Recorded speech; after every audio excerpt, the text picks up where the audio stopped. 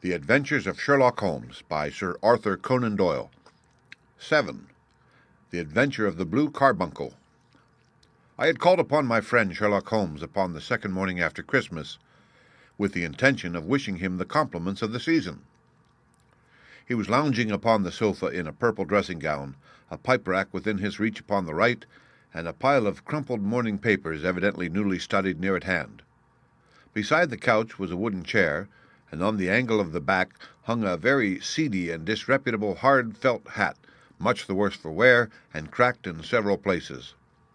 A lens and a forceps lying upon the seat of the chair suggested that the hat had been suspended in this manner for the purpose of examination. "You are engaged," said I. "Perhaps I interrupt you." "Not at all. I'm glad to have a friend with whom I can discuss my results. The matter is a perfectly trivial one." He jerked his thumb in the direction of the old hat. "But there are points in connection with it which are not entirely devoid of interest and even of instruction." I seated myself in his armchair and warmed my hands before his crackling fire, for a sharp frost had set in, and the windows were thick with the ice crystals. "I suppose," I remarked, "that, homely as it looks, this thing has some deadly story linked on to it, that it is the clue which will guide you in the solution of some mystery and the punishment of some crime." No crime," said Sherlock Holmes, laughing. "Only one of those whimsical little incidents which will happen when you have 4,000,000 beings all jostling each other within the space of a few square miles.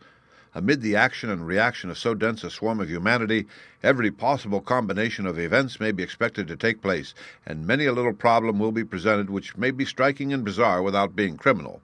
We have already had experience of such." "So much so," I remarked, "that of the last 6 cases which I have added to my notes, 3 have been entirely free of any legal crime." "Precisely. You allude to my attempt to recover the Irene Adler papers, to the singular case of Miss Mary Sutherland, and to the adventure of the man with the twisted lip. Well, I have no doubt that this small matter will fall into the same innocent category. You know Peterson, the commissionaire?" "Yes." "It is to him that this trophy belongs." "It is his hat?" No, he found it. Its owner is unknown. I beg that you will look upon it not as a battered billycock, but as an intellectual problem. And, first, as to how it came here. It arrived upon Christmas morning in company with a good fat goose, which is, I have no doubt, roasting at this moment in front of Peterson's fire. The facts are these. About 4 o'clock on Christmas morning, Peterson, who, as you know, is a very honest fellow, was returning from some small jollification, and was making his way homeward toward Tottenham Court Road.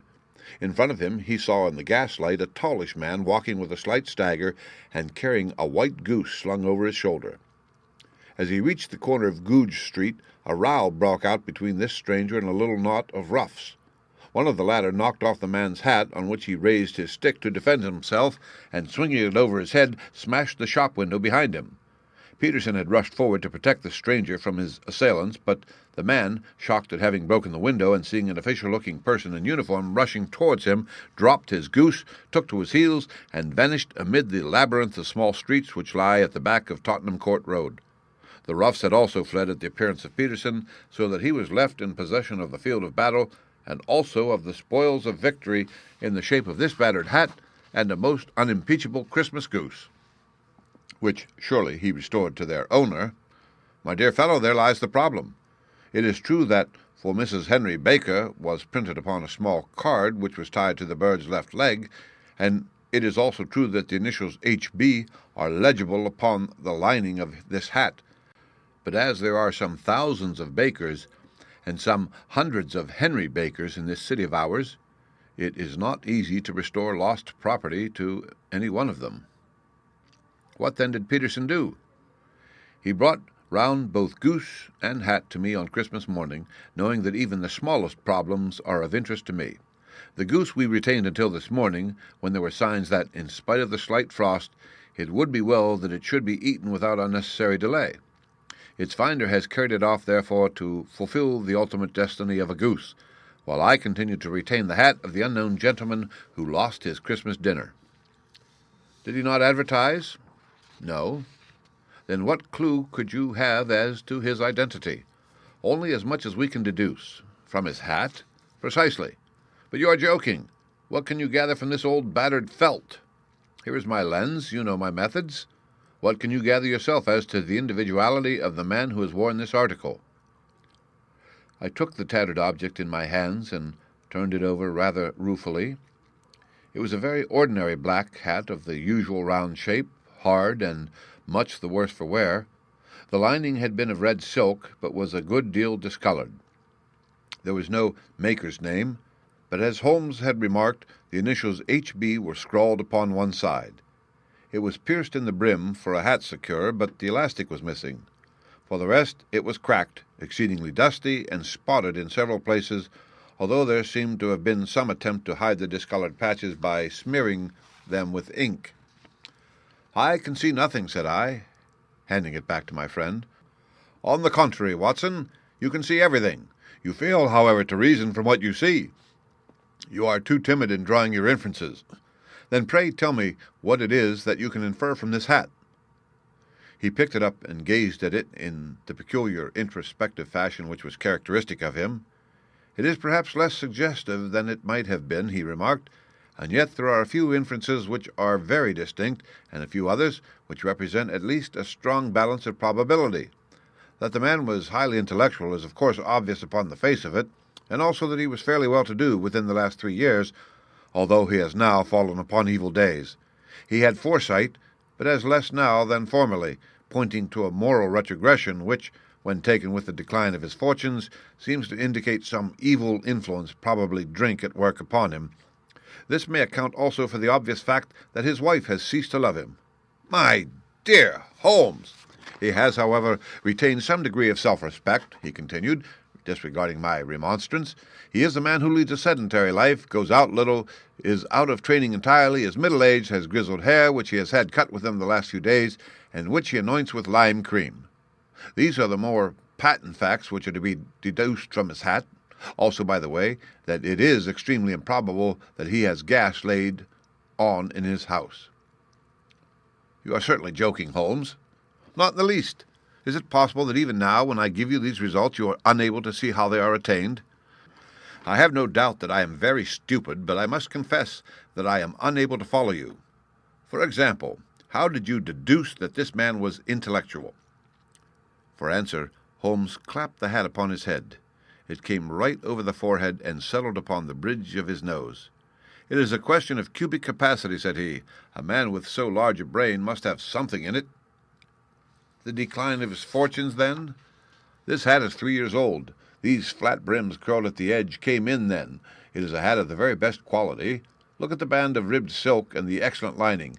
If this man could afford to buy so expensive a hat 3 years ago, and has had no hat since, then he has assuredly gone down in the world." "Well, that is clear enough, certainly. But how about the foresight and the moral retrogression?" Sherlock Holmes laughed. "Here is the foresight," said he, putting his finger upon the little disc and loop of the hat secure. "They are never sold upon hats.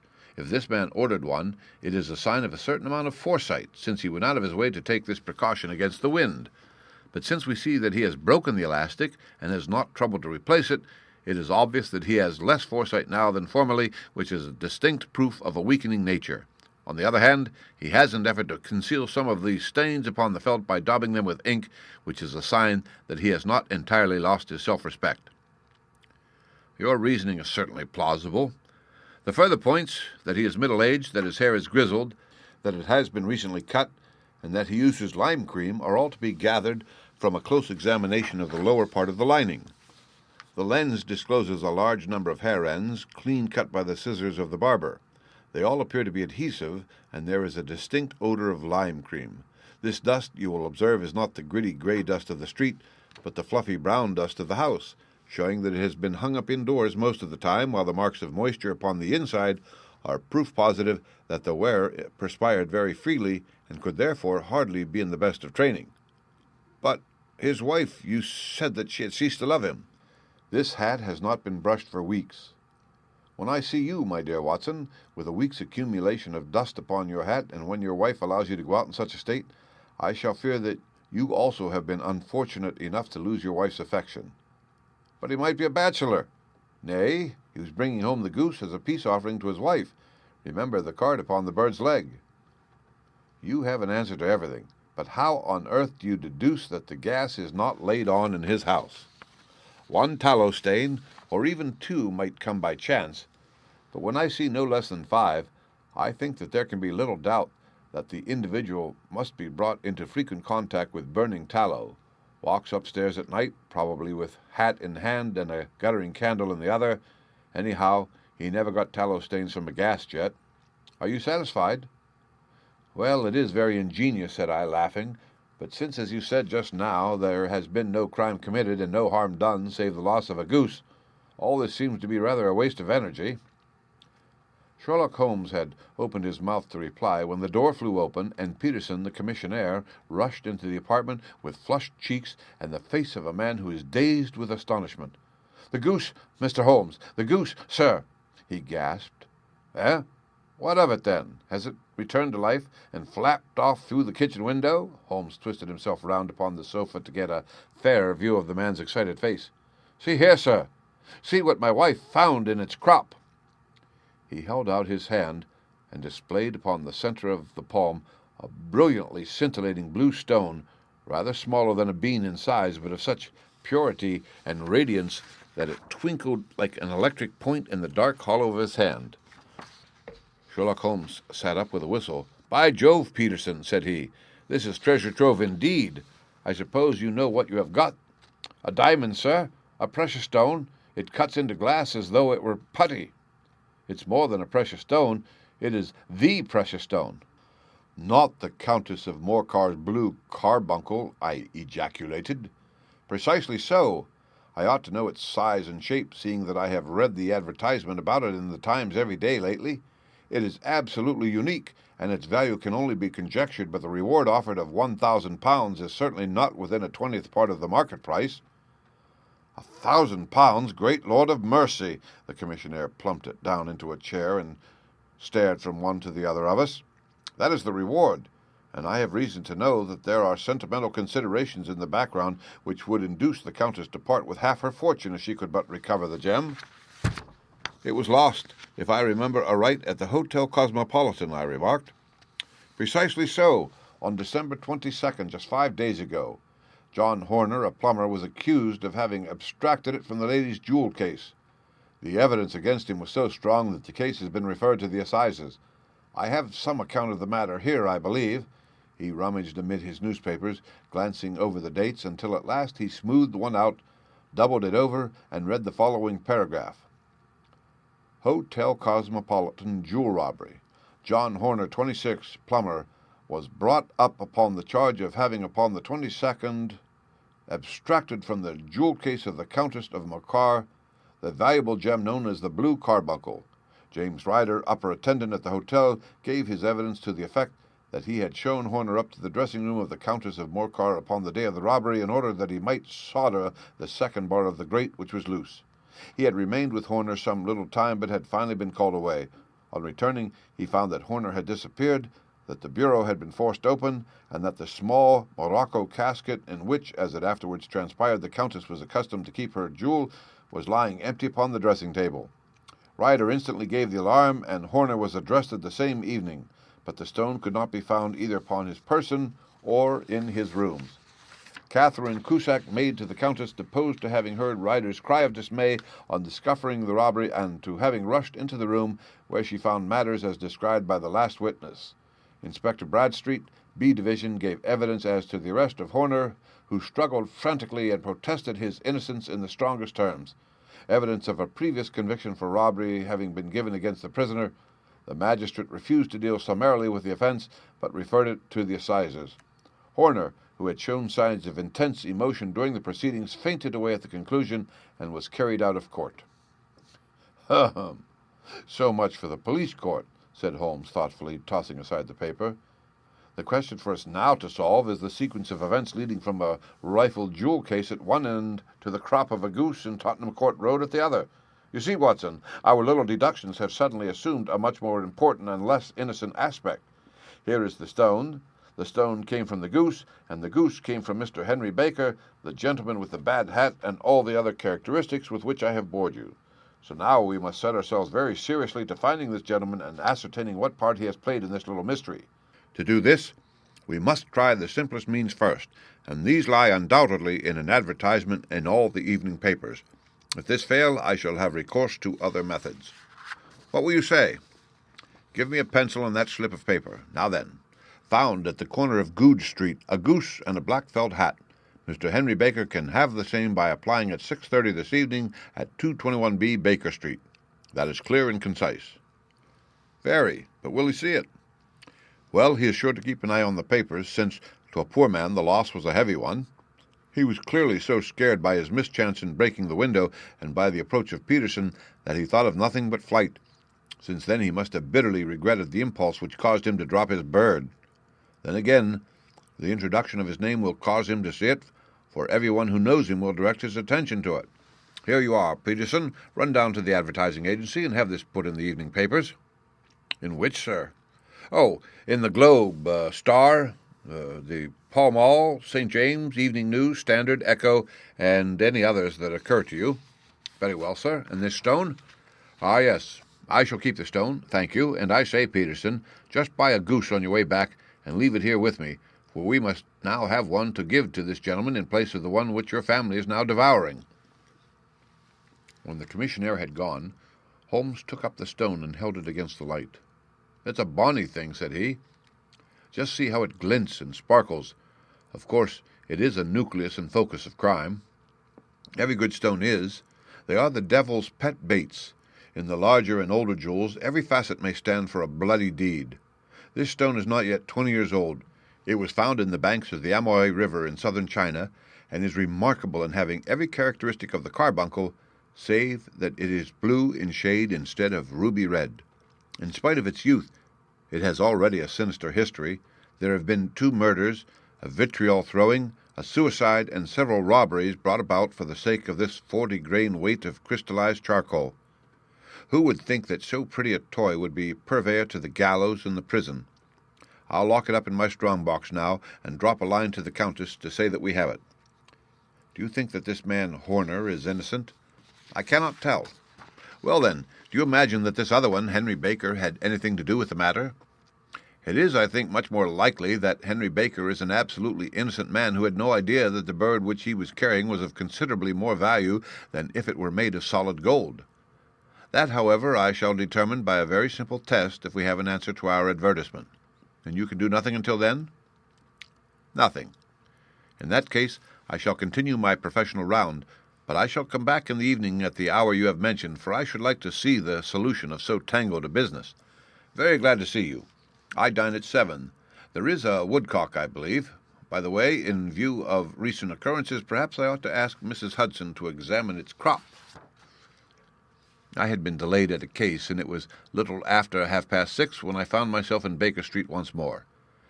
As I approached the house, I saw a tall man in a Scotch bonnet with a coat which was buttoned up to his chin, waiting outside in the bright semicircle which was thrown from the fanlight. Just as I arrived, the door was opened, and we were shown up together to Holmes' room. "Mr. Henry Baker, I believe," said he, rising from his armchair and greeting his visitor with the easy air of geniality which he could so readily assume. "Pray take this chair by the fire, Mr. Baker. It is a cold night, and I observe that your circulation is more adapted for summer than for winter. Ah, Watson, you have just come at the right time. Is that your hat, Mr. Baker?" "Yes, sir." "That is undoubtedly my hat." He was a large man with rounded shoulders, a massive head, and a broad, intelligent face, sloping down to a pointed beard of grizzled brown. A touch of red in nose and cheeks, with a slight tremor of his extended hand, recalled Holmes' surmise as to his habits.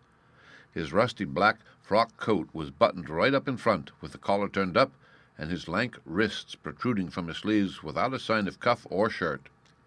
He spoke in a slow, staccato fashion, choosing his words with care, and gave the impression generally of a man of learning and letters who had ill usage at the hands of fortune. "We have retained these things for some days," said Holmes, "because we expected to see an advertisement from you giving your address. I am at a loss to know why you do not advertise."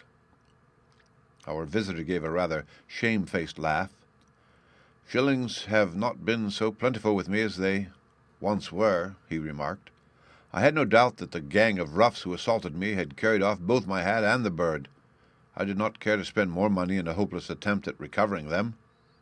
Very naturally. By the way, about the bird, we were compelled to eat it. To eat it? Our visitor half rose from his chair in his excitement. Yes, it would have been of no use to anyone had we not done so. But I presume that this other goose upon the sideboard, which is about the same weight and perfectly fresh, will answer your purpose equally well. Oh, certainly, certainly, answered Mr. Baker with a sigh of relief. Of course, we still have the feathers, legs, crop, and so on of your own bird, so if you wish— The man burst into a hearty laugh. They might be useful to me as relics of my adventure, said he, but beyond that, I can hardly see what use the disjecta membra of my late acquaintance are going to be to me. No, sir, I think that with your permission I will confine my attention to the excellent bird which I perceive upon the sideboard. Sherlock Holmes glanced sharply across at me with a slight shrug of his shoulders. There is your hat, then, and there your bird, said he. By the way, would it bore you to tell me where you got the other one from? I am somewhat of a fowl fancier, and I have seldom seen a better brown goose. Certainly, sir, said Baker, who had risen and tucked his newly gained property under his arm. There are a few of us who frequent the Alpha Inn near the museum. We are to be found in the museum itself during the day, you understand. This year our good host, Windigate by name, instituted a goose club, by which, on consideration of some few pence every week, we were each to receive a bird at Christmas. My pence were duly paid, and the rest is familiar to you. I am much indebted to you, sir, for a Scotch bonnet is fitted neither to my years nor my gravity. With a comical pomposity of manner, he bowed solemnly to both of us, and strode off upon his way. So much for Mr. Henry Baker, said Holmes, when he had closed the door behind him. It is quite certain that he knows nothing whatever about the matter. Are you hungry, Watson? Not particularly. Then I suggest that we turn our dinner into a supper and follow up this clue while it is still hot. By all means. It was a bitter night, so we drew on our ulsters and wrapped cravats about our throats. Outside, the stars were shining coldly in a cloudless sky, and the breath of the passers-by blew out into smoke like so many pistol shots. Our footfalls rang out crisply and loudly as we swung through the Doctor's Quarter, Wimpole Street, Harley Street, and so through Wigmore Street into Oxford Street. In a quarter of an hour we were in Bloomsbury at the Alpha Inn, which is a small public house at the corner of one of the streets which runs down into Holborn. Holmes pushed open the door of the private bar and ordered 2 glasses of beer from the ruddy-faced, white-aproned landlord. Your beer should be excellent if it is as good as your geese, said he. My geese? The man seemed surprised. Yes, I was speaking only half an hour ago to Mr. Henry Baker, who was a member of your goose club. Aha! Yes, I see. But you see, sir, them's not our geese. Indeed, whose then? Well, I got the 2 dozen from a salesman in Covent Garden. Indeed, I know some of them. Which was it? Breckenridge is his name. Ah, I don't know him. Well, here's your good health, landlord, and prosperity to your house. Good night. Now for Mr. Breckenridge, he continued, buttoning up his coat as we came out into the frosty air. Remember, Watson, that though we have so homely a thing as a goose at one end of this chain, we have at the other end a man who will certainly get 7 years' penal servitude unless we can establish his innocence. It is possible that our inquiry may but confirm his guilt, but in any case we have a line of investigation which has been missed by the police and which a singular chance has placed in our hands. Let us follow it out to the bitter end. Faces to the south, then, and quick march. We passed across Holborn, down Endell Street, and so through a zigzag of slums to Covent Garden Market. One of the largest stalls bore the name Breckenridge upon it, and the proprietor, a horsey-looking man with a sharp face and trim side whiskers, was helping a boy to put up the shutters. Good evening. It's a cold night, said Holmes. The salesman nodded and shot a questioning glance at my companion. Sold out of geese, I see, continued Holmes, pointing at the bare slabs of marble. Let you have 500 tomorrow morning. That's no good. Well, there are some on the stall with the gas flare. Ah, but I was recommended to you. Who by? The landlord of the Alpha. Oh, yes, I sent him a couple of dozen. Fine birds they were, too. Now, where did you get them from? To my surprise, the question provoked a burst of anger from the salesman. Now then, mister, said he, with his head cocked and his arms akimbo, what are you driving at? Let's have it straight now. It is straight enough. I should like to know who sold you the geese which you supplied to the Alpha. Well, then I shan't tell you. So now. Oh, it is a matter of no importance, but I don't know why you should be so warm over such a trifle. Warm? You'd be as warm, maybe, if you were as pestered as I am.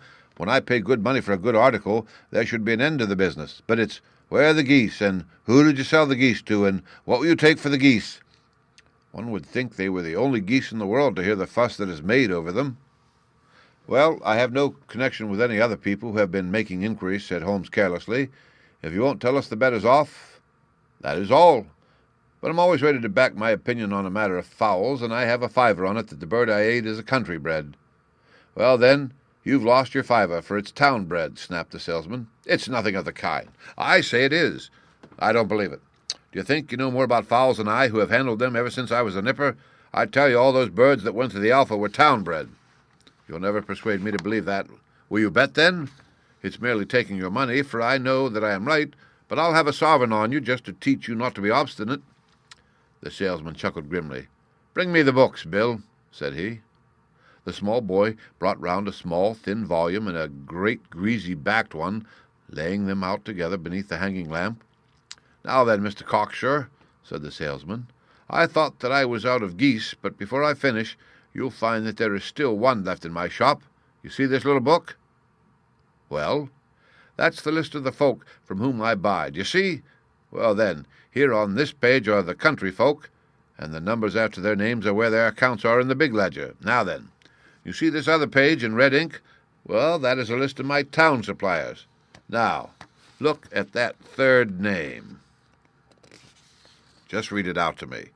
Mrs. Oakshott, 117, Brixton Road, 249, read Holmes. Quite so. Now turn that up in the ledger.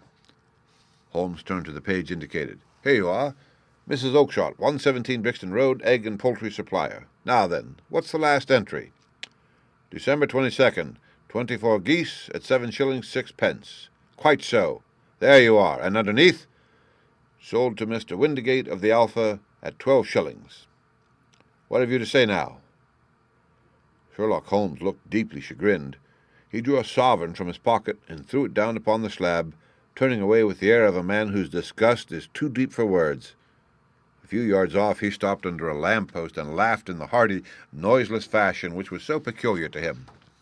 When you see a man with whiskers of that cut and the pinkin protruding out of his pocket, you can always draw him by a bet, said he. I dare say that if I had put 100 pounds down in front of him, the man would not have given me such complete information as was drawn from him by the idea that he was doing me on a wager. Well, Watson, we are, I fancy, nearing the end of our quest, and the only point which remains to be determined is whether we should go on to this Mrs. Oakshott tonight, or whether we should reserve it for tomorrow.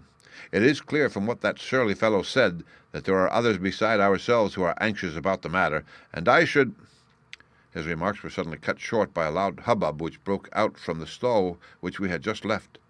Turning round, we saw a little rat-faced fellow standing in the center of the circle of yellow light which was thrown by the swinging lamp, while Breckenridge, the salesman, framed in the door of his stall, was shaking his fists fiercely at this cringing feature. "I've had enough of you and your geese," he shouted. "I wish you were all at the devil together. If you come pestering me any more with your silly talk, I'll set the dog at you. You bring Mrs. Oakshott here, and I'll answer her. But what have you to do with it? Did I buy the geese off you?" "No, but one of them was mine all the same," whined the little man. "Well, then ask Mrs. Oakshott for it." "She told me to ask you." "Well, you can ask the King of Prussia for all I care. I've had enough of it. Get out of this." He rushed fiercely forward, and the inquirer flitted away into the darkness. "Ha! This may save us a visit to Brixton Road," whispered Holmes. "Come with me, and we will see what is to be made of this fellow." Striding through the scattered knots of people who lounged around the flaring stalls, my companion speedily overtook the little man and touched him upon the shoulder. He sprang round, and I could see in the gaslight that every vestige of colour had been driven from his face. "Who are you, then? What do you want?" he answered in a quavering voice. "You will excuse me," said Holmes blandly, "but I could not help overhearing the questions which you put to the salesman just now. I think that I could be of assistance to you." "You? Who are you? How could you know anything of the matter?" "My name is Sherlock Holmes. It is my business to know what other people don't know." "But you can't know nothing of this." "Excuse me, I know everything of it. You are endeavouring to trace some geese which were sold by Mrs. Oakshott of Brixton Road to a salesman named Breckenridge, by him in turn to Mr. Windigate of the Alpha, and by him to his club, of which Mr. Henry Baker is a member." "Oh, sir, you are the very man whom I have longed to meet," cried the little fellow with outstretched hands and quivering fingers. "I can hardly explain to you how interested I am in this matter." Sherlock Holmes had hailed a four-wheeler which was passing. "In that case, we had better discuss it in a cosy room rather than in this wind-swept market-place," said he. "But pray tell me, before we go further, who it is that I have the pleasure of assisting." The man hesitated for an instant. "My name is John Robinson," he answered with a sidelong glance. "No, no, the real name," said Holmes sweetly. "It is always awkward doing business with an alias." A flush sprang to the white cheeks of the stranger. "Well, then," said he, "my real name is James Ryder." "Precisely so. Head attendant at the Hotel Cosmopolitan. Pray step into the cab, and I shall soon be able to tell you everything which you would wish to know." The little man stood glancing from one to the other of us with half-frightened, half-hopeful eyes, as one who is not sure whether he is on the verge of a windfall or of a catastrophe. Then he stepped into the cab, and in half an hour we were back in the sitting-room at Baker Street. Nothing had been said during our drive, but the high, thin breathing of our new companion and the claspings and unclaspings of his hands spoke of the nervous tension within him. "Here we are," said Holmes cheerily as we filed into the room. "The fire looks very seasonable in this weather. You look cold, Mr. Ryder. Pray take the basket chair. I will just put on my slippers before we settle this little matter of yours. Now then, you want to know what became of these geese?" "Yes, sir. Or rather, I fancy, of that goose. It was one bird, I imagine, in which you were interested, white, with a black bar across the tail." Ryder quivered with emotion. "Oh, sir," he cried, "can you tell me where it went to?" "It came here." "Here?" "Yes, and a most remarkable bird it proved.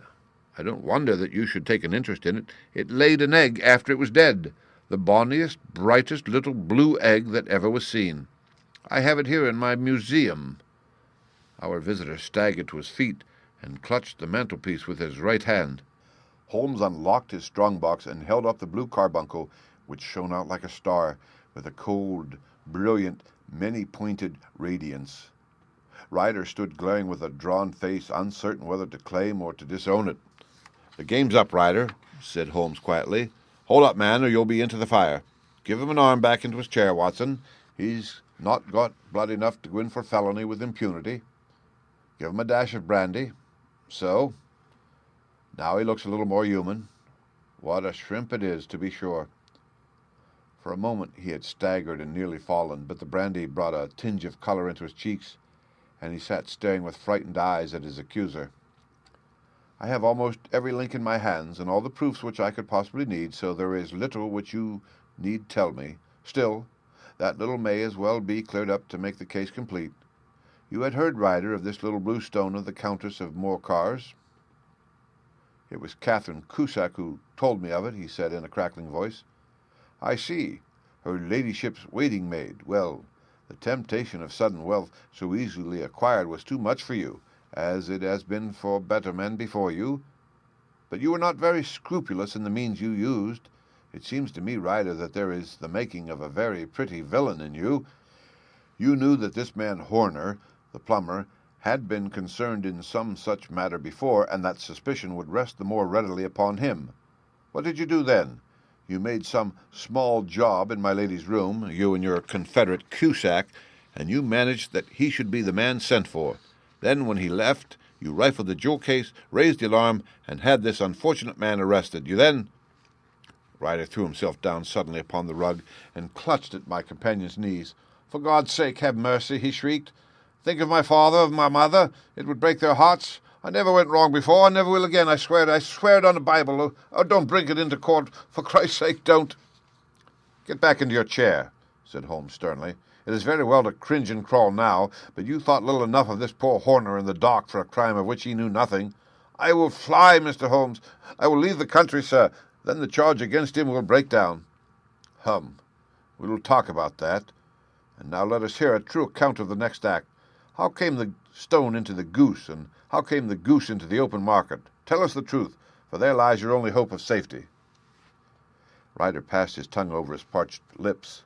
"I will tell you it just as it happened, sir," said he.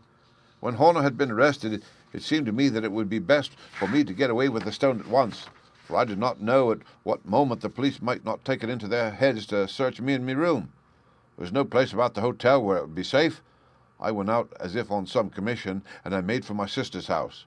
She had married a man named Oakshott and lived in Brixton Road, where she fattened fowls for the market, and all the way there every man I met seemed to me to be a policeman or a detective, and for all that it was a cold night.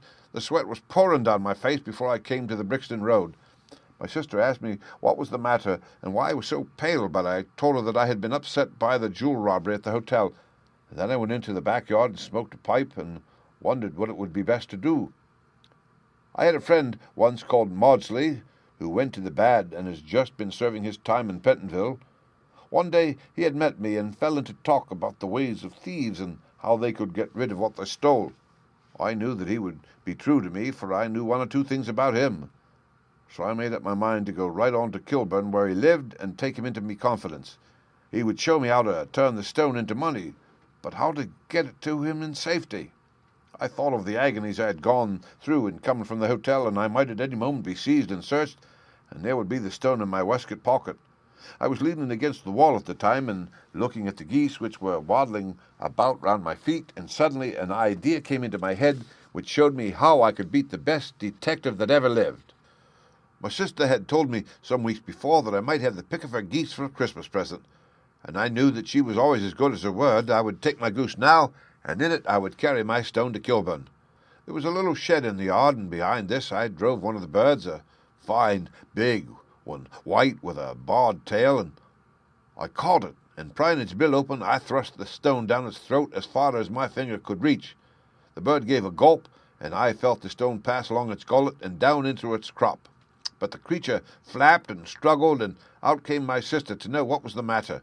As I turned to speak to her, the brute broke loose and fluttered off amongst the others. "Whatever were you doing with that bird, Jem?" says she. "Well," said I, "you said you'd give me one for Christmas, and I was feeling which was the fattest." "Oh," says she, "we've set yours aside for you. Jem's bird, we call it. It's the big white one over yonder. There's 26 of them, which makes one for you and one for us, and 2 dozen for the market." "Thank you, Maggie," says I, "but if it's all the same to you, I'd rather have that one I was handling just now." "The other is a good 3 pound heavier," said she, "and we fattened it expressly for you." "Never mind, I'll have the other, and I'll take it now," said I. "Oh, just as you like," said she, a little huffed. "Which is it you want, then?" "That white one with the bared tail right in the middle of the flock." "Oh, very well, kill it and take it with you." Well, I did what she said, Mr. Holmes, and I carried the bird all the way to Kilburn. I told me pal what I had done, for he was a man that it was easy to tell a thing like that to, and he laughed until he choked, and we got a knife and opened the goose. My heart turned to water, for there was no sign of the stone, and I knew that some terrible mistake had occurred. I left the bird, rushed back to my sister's, and hurried into the backyard. There was not a bird to be seen. "Where are they all, Maggie?" I cried. "Gone to the dealers, Jem." "Which dealers?" "Breckenridge, of Covent Garden." "But was there another with a barred tail?" I asked, "the same as the one I chose?" "Yes, Jem, there were 2 barred-tailed ones, and I could never tell 'em apart."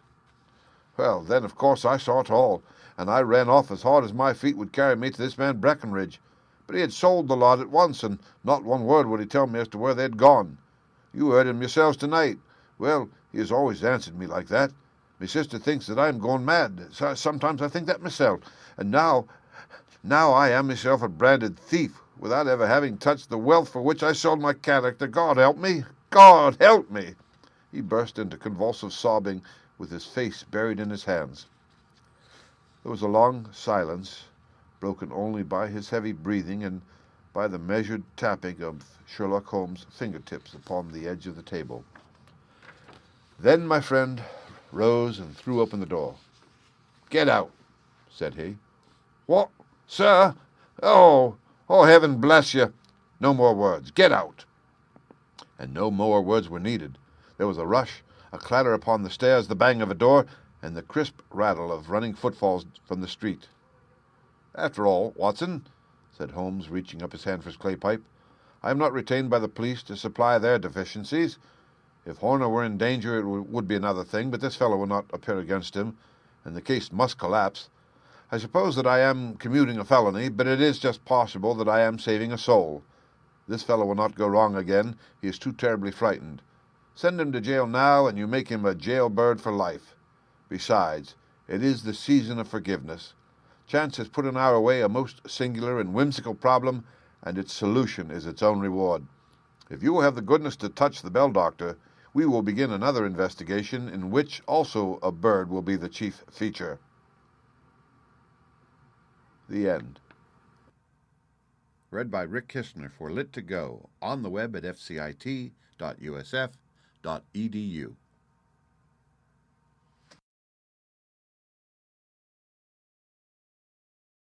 The Adventures of Sherlock Holmes by Arthur Conan Doyle. 8. The Adventure of the Speckled Band. On glancing over my notes of the 70-odd cases in which I have during the last 8 years studied the methods of my friend Sherlock Holmes, I find many tragic, some comic, a large number merely strange, but none commonplace, for, working as he did rather for the love of his art than for the acquirement of wealth, he refused to associate himself with any investigation which did not tend towards the unusual and even the fantastic. Of all these varied cases, however, I cannot recall any which presented more singular features than that which was associated with the well-known Surrey family of the Roylotts of Stoke Moran. The events in question occurred in the early days of my association with Holmes, when we were sharing rooms as bachelors in Baker Street. It is possible that I might have placed them upon record before, but a promise of secrecy was made at the time, from which I have only been freed during the last month by the untimely death of the lady to whom the pledge was given. It is perhaps as well that the facts should now come to light, for I have reasons to know that there are widespread rumors as to the death of Dr. Grimsby Roylott, which tend to make the matter even more terrible than the truth. It was early in April in the year 1883 that I woke one morning to find Sherlock Holmes standing, fully dressed, by the side of my bed. He was a late riser, as a rule, and as the clock on the mantelpiece showed me that it was only 7:15, I blinked up at him in some surprise and perhaps just a little resentment, for I was myself regular in my habits. "Very sorry to knock you up, Watson," said he, "but it's the common lot this morning. Mrs. Hudson has been knocked up. She retorted upon me, and I on you. What is it, then? A fire?" "No, a client. It seems that a young lady has arrived in a considerable state of excitement who insists upon seeing me. She is waiting now in the sitting-room. Now, when young ladies wander about the metropolis at this hour of the morning and knock sleepy people up out of their beds, I presume that it is something very pressing which they have to communicate. Should it prove to be an interesting case, you would, I am sure, wish to follow it from the outset. I thought, at any rate, that I should call you and give you the chance. My dear fellow, I would not miss it for anything. I had no keener pleasure than in following Holmes in his professional investigations, and in admiring the rapid deductions as swift as intuitions, and yet always founded on a logical basis with which he unraveled the problems which were submitted to him. I rapidly threw on my clothes, and was ready in a few minutes to accompany my friend down to the sitting-room. A lady dressed in black and heavily veiled, who had been sitting in the window, rose as we entered. "Good morning, madam," said Holmes cheerily. "My name is Sherlock Holmes. This is my intimate friend and associate, Dr. Watson, before whom you can speak as freely as before myself. Ah, I am glad to see that Mrs. Hudson has had the good sense to light the fire. Pray, draw up to it, and I shall order you a cup of hot coffee, for I observe that you are shivering." "It is not cold which makes me shiver," said the woman in a low voice, changing her seat as requested. "What then?" "It is fear, Mr. Holmes, it is terror." She raised her veil as she spoke, and we could see that she was indeed in a pitiable state of agitation, her face all drawn and grey, with restless, frightened eyes like those of some hunted animal. Her features and figure were those of a woman of 30, but her hair was shot with premature grey, and her expression was weary and haggard. Sherlock Holmes ran her over with one of his quick, all-comprehensive glances. "You must not fear," said he soothingly, bending forward and patting her forearm. We shall soon set matters right, I have no doubt. You have come in by train this morning, I see. You know me, then? No, but I observed the second half of a return ticket in the palm of your left glove. You must have started early, and yet you had a good drive in a dog-cart along heavy roads before you reached the station. The lady gave a violent start and stared in bewilderment at my companion. There is no mystery, my dear madam, said he, smiling. The left arm of your jacket is spattered with mud in no less than 7 places. The marks are perfectly fresh. There is no vehicle save a dog-cart which throws up mud in that way, and then only when you sit on the left-hand side of the driver. Whatever your reasons may be, you are perfectly correct, said she.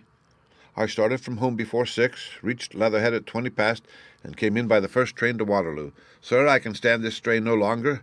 I shall go mad if it continues. I have no one to turn to, none, save only one, who cares for me, and he, poor fellow, can be of little aid. I have heard of you, Mr. Holmes. I have heard of you from Mrs. Farintosh, whom you helped in the hour of her sore need. It was from her that I had your address. Oh, sir, do you not think that you could help me too, and at least throw a little light through the dense darkness which surrounds me? At present it is out of my power to reward you for your services, but in a month or 6 weeks I shall be married, with the control of my own income, and then at least you shall not find me ungrateful. Holmes turned to his desk, and unlocking it, drew out a small case-book which he consulted. Farintosh, said he. Ah, yes, I recall the case. It was concerned with an opal tiara. I think it was before your time, Watson.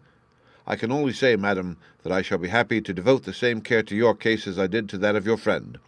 As to reward, my profession is its own reward, but you are at liberty to defray whatever expenses I may be put to at the time which suits you best. And now I beg that you will lay before us everything that may help us in forming an opinion upon the matter. Alas, replied our visitor, the very horror of my situation lies in the fact that my fears are so vague, and my suspicions depend so entirely upon small points which might seem trivial to another, that even he to whom of all others I have a right to look for help and advice looks upon all that I tell him about as the fancies of a nervous woman. He does not say so, but I read it from his soothing answers and averted eyes. But I have heard, Mr. Holmes, that you can see deeply into the manifold wickedness of the human heart. You may advise me how to walk amid the dangers which encompass me. I am all attention, madam. My name is Helen Stoner, and I am living with my stepfather, who is the last survivor of one of the oldest Saxon families in England, the Roylotts of Stoke Moran on the western border of Surrey. Holmes nodded his head. The name is familiar to me, said he. The family was at one time among the richest in England, and the estates extended over the borders into Berkshire in the north and Hampshire in the west.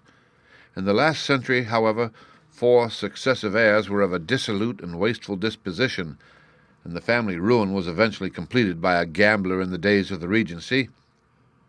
Nothing was left save a few acres of ground in the 200-year-old house, which is itself crushed under a heavy mortgage. The last squire dragged out his existence there, living the horrible life of an aristocratic pauper. But his only son, my stepfather, seeing that he must adapt himself to the new conditions, obtained an advance from a relative which enabled him to take a medical degree, and went out to Calcutta, where, by his professional skill and his force of character, he established a large practice. In a fit of anger, however, caused by some robberies which had been perpetrated in the house, he beat his native butler to death, and narrowly escaped a capital sentence. As it was, he suffered a long term of imprisonment, and afterwards returned to England a morose and disappointed man. When Dr. Roylott was in India, he married my mother, Mrs. Stoner, the young widow of Major General Stoner of the Bengal Artillery. My sister Julie and I were twins, and we were only 2 years old at the time of my mother's remarriage. She had a considerable sum of money, not less than £1,000 a year, and this she bequeathed to Dr. Roylott entirely while we resided with him, with a provision that a certain annual sum should be allowed to each of us in the event of our marriage. Shortly after our return to England, my mother died. She was killed 8 years ago in a railway accident near Crewe. Dr. Roylott then abandoned his attempts to establish himself in practice in London, and took us to live with him in the old ancestral house at Stoke Moran. The money which my mother had left was enough for all our wants, and there seemed to be no obstacle to our happiness. But a terrible change came over our stepfather about this time. Instead of making friends and exchanging visits with our neighbours, who had at first been overjoyed to see a Roylott of Stoke Moran back in the old family seat, he shut himself up in his house and seldom came out save to indulge in ferocious quarrels with whoever might cross his path. Violence of temper approaching to mania has been hereditary in the men of the family, and in my stepfather's case it had, I believe, been intensified by his long residence in the tropics. A series of disgraceful brawls took place, 2 of which ended in the police court, until at last he became the terror of the village, and the folks would fly at his approach, for he is a man of immense strength and absolutely uncontrollable in his anger. Last week he hurled the local blacksmith over a parapet into a stream, and it was only by paying over all the money which I could gather together that I was able to avert another public exposure. He had no friends at all, save the wandering gypsies, and he would give these vagabonds leave to encamp upon the few acres of bramble-covered land which represent the family estate, and would accept in return the hospitality of their tents, wandering away with them sometimes for weeks on end. He has a passion also for Indian animals, which are sent over to him by a correspondent, and he has at this moment a cheetah and a baboon which wander freely over his grounds and are feared by the villagers almost as much as their master. You can imagine from what I say that my poor sister Julia and I had no great pleasure in our lives. No servant would stay with us, and for a long time we did all the work of the house. She was but 30 at the time of her death, and yet her hair had already begun to whiten, even as mine has. Your sister is dead, then? She died just 2 years ago, and it is of her death that I wish to speak to you. You can understand that, living the life which I have described, we were very little likely to see anyone of our own age and position. We had, however, an aunt, my mother's maiden sister, Miss Honoria Westphale, who lives near Harrow, and we were occasionally allowed to pay short visits at this lady's house. Julia went there at Christmas 2 years ago, and met there a half-pay major of Marines to whom she became engaged. My stepfather learned of the engagement when my sister returned, and offered no objection to the marriage, but within a fortnight of the day which had been fixed for the wedding, the terrible event occurred which has deprived me of my only companion. Sherlock Holmes had been leaning back in his chair with his eyes closed and his head sunk in a cushion, but he half opened his lids now and glanced across at his visitor. "Pray, be precise as to details," said he. "It is easy for me to be so, for every event of that dreadful time is seared into my memory. The manor house is, as I have already said, very old, and only one wing is now inhabited. The bedrooms in this wing are on the ground floor, the sitting rooms being in the central block of the buildings. Of these bedrooms, the first is Dr. Roylott's, the second my sister's, and the third my own. There is no communication between them, but they all open out into the same corridor. Do I make myself plain?" "Perfectly so."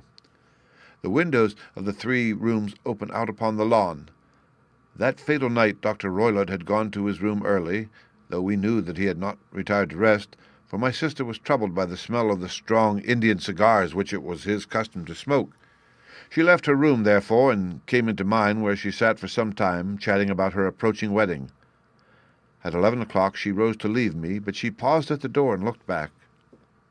"Tell me, Helen," said she, "have you ever heard anyone whistle in the dead of the night?" "Never," said I. "I suppose that you could not possibly whistle yourself, in your sleep?" "Certainly not. But why?" "Because during the last few nights I have always, about 3 in the morning, heard a low, clear whistle. I am a light sleeper, and it has awakened me. I cannot tell where it came from, perhaps from the next room, perhaps from the lawn. I thought that I would just ask you whether you had heard it." "No, I have not. It must be those wretched gypsies in the plantation." "Very likely. And yet if it were on the lawn, I wonder that you did not hear it also." "Ah, but I sleep more heavily than you. Well, it is of no great consequence at any rate." She smiled back at me, closed my door, and a few minutes later I heard her turn the key in the lock. "Indeed," said Holmes. "Was it your custom always to lock yourselves in at night?" "Always." "And why?" I think that I mentioned to you that the doctor kept a cheetah and a baboon. We had no feelings of security unless our doors were locked. Quite so. Pray, proceed with your statement. I could not sleep that night. A vague feeling of impending misfortune impressed me. My sister and I, you will recollect, were twins, and you know how subtle are the links which bind two souls which are so closely allied. It was a wild night. The wind was howling outside, and the rain was beating and splashing against the windows. Suddenly, amid all the hubbub of the gale, there burst forth the wild scream of a terrified woman. I knew that it was my sister's voice. I sprang from my bed, wrapped a shawl around me, and rushed into the corridor. As I opened my door, I seemed to hear a low whistle, such as my sister described, and a few moments later a clanging sound, as if a mass of metal had fallen. As I ran down the passage, my sister's door was unlocked and revolved slowly upon its hinges. I stared at it, horror-stricken, not knowing what was about to issue from it. By the light of the corridor lamp, I saw my sister appear at the opening, her face blanched with terror, her hands groping for help, her whole figure swaying to and fro like that of a drunkard. I ran to her and threw my arms around her, but at that moment her knees seemed to give way, and she fell to the ground. She writhed as one who is in terrible pain, and her limbs were dreadfully convulsed.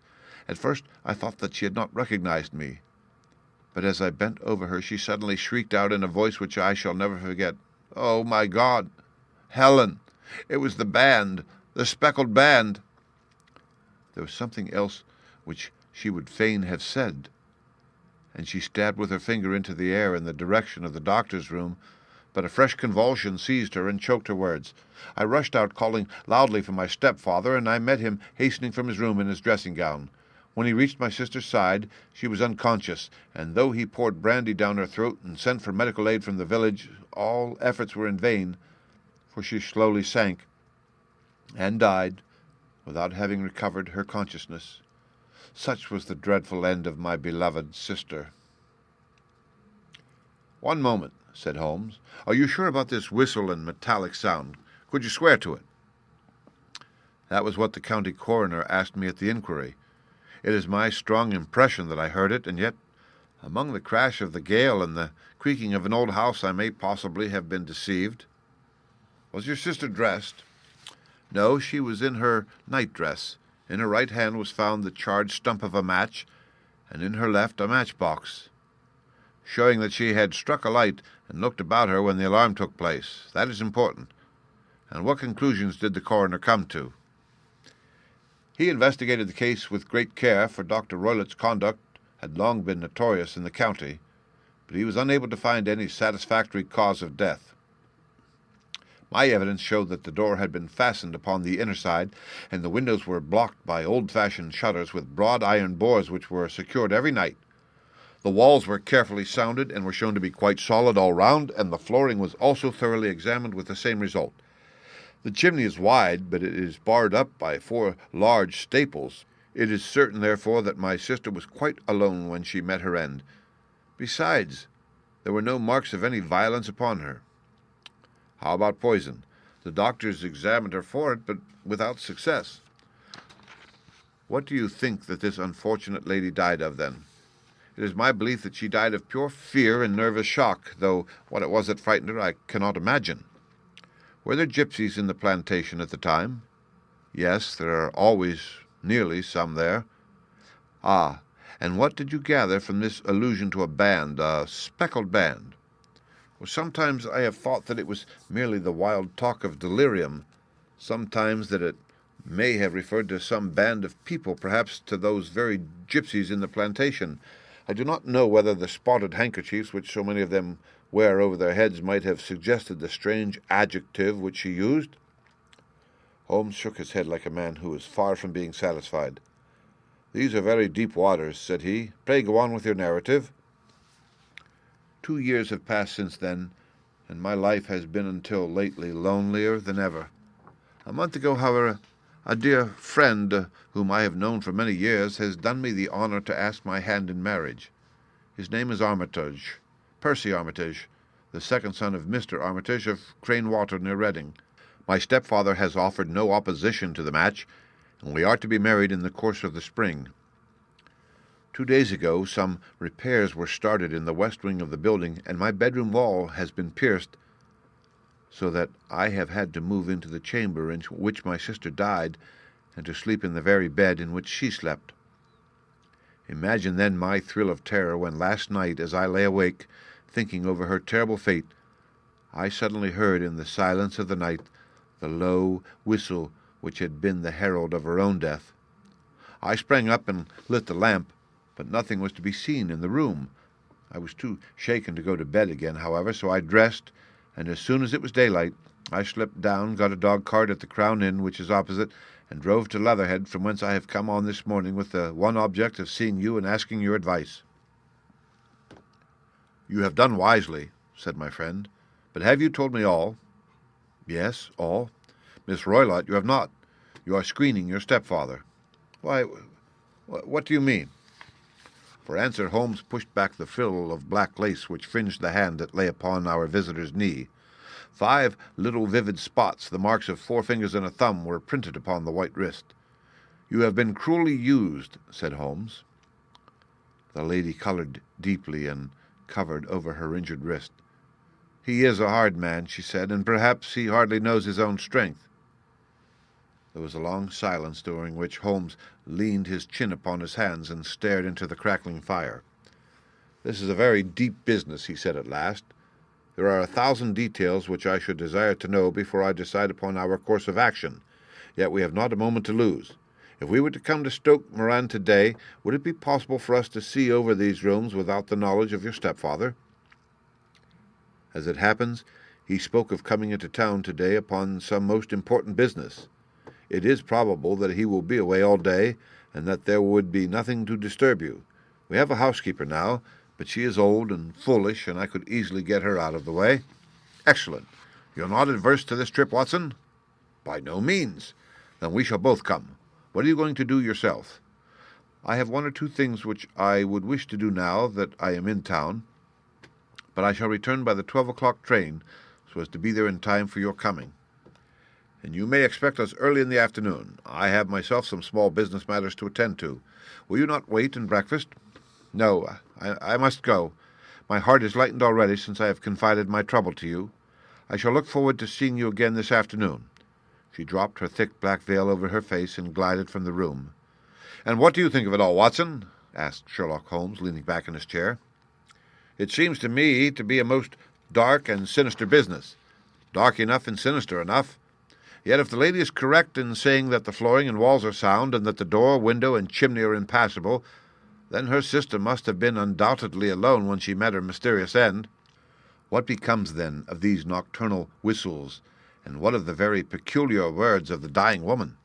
I cannot think. When you combine the idea of whistles at night, the presence of a band of gypsies who are on intimate terms with this odd doctor, the fact that we have every reason to believe that the doctor has an interest in preventing his stepdaughter's marriage, the dying allusion to a band, and finally the fact that Miss Helen Stoner heard a metallic clang which might have been caused by one of those metal bars that secured the shutters falling back into its place, I think that there is a good ground to think that the mystery may be cleared along those lines. But what then did the gypsies do? I cannot imagine. I see many objections to any such theory, and so do I. It is precisely for that reason that we are going to Stoke Moran this day. I want to see whether the objections are fatal, or if they may be explained away. But what in the name of the devil? The ejaculation had been drawn from my companion by the fact that our door had been suddenly dashed open, and that a huge man had framed himself in the aperture. His costume was a peculiar mixture of the professional and of the agricultural, having a black top hat, a long frock coat, and a pair of high gaiters with a hunting crop swinging in his hand. So tall was he that his hand actually brushed the crossbar of the doorway, and his breadth seemed to span it across from side to side.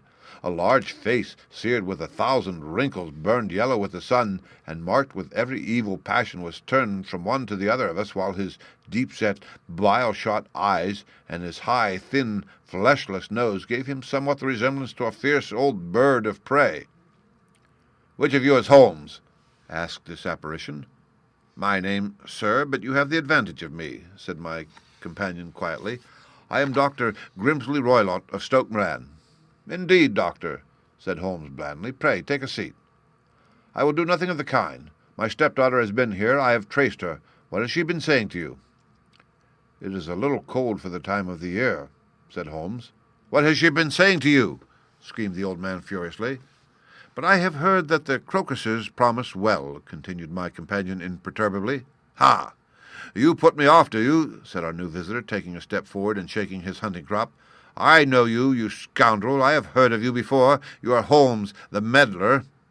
My friend smiled. "Holmes, the busybody." His smile broadened. "Holmes, the Scotland Yard Jack in office." Holmes chuckled heartily. "Your conversation is most entertaining," said he. "When you go out, close the door, for there is a decided draught." "I will go when I have had my say. Don't you dare to meddle with my affairs. I know that Miss Stoner has been here. I traced her. I am a dangerous man to fall foul of. See here." He stepped swiftly forward, seized the poker, and bent it into a curve with his huge brown hands. "See that you keep yourself out of my grip," he snarled, and hurling the twisted poker into the fireplace, he strode out of the room. "He seems a very amiable person," said Holmes, laughing. "I am not quite so bulky, but if he had remained I might have shown him that my grip was not much more feeble than his own." As he spoke, he picked up the steel poker and with a sudden effort straightened it out again. Fancy his having the insolence to confound me with the official detective force. This incident gives zest to our investigation, however, and I only trust that our little friend will not suffer from her imprudence in allowing this brute to trace her. And now, Watson, we shall order breakfast, and afterwards I shall walk down to Doctors' Commons, where I hope to get some data which may help us in this matter." It was nearly 1 o'clock when Sherlock Holmes returned from his excursion. He held in his hand a sheet of blue paper scrawled over with notes and figures.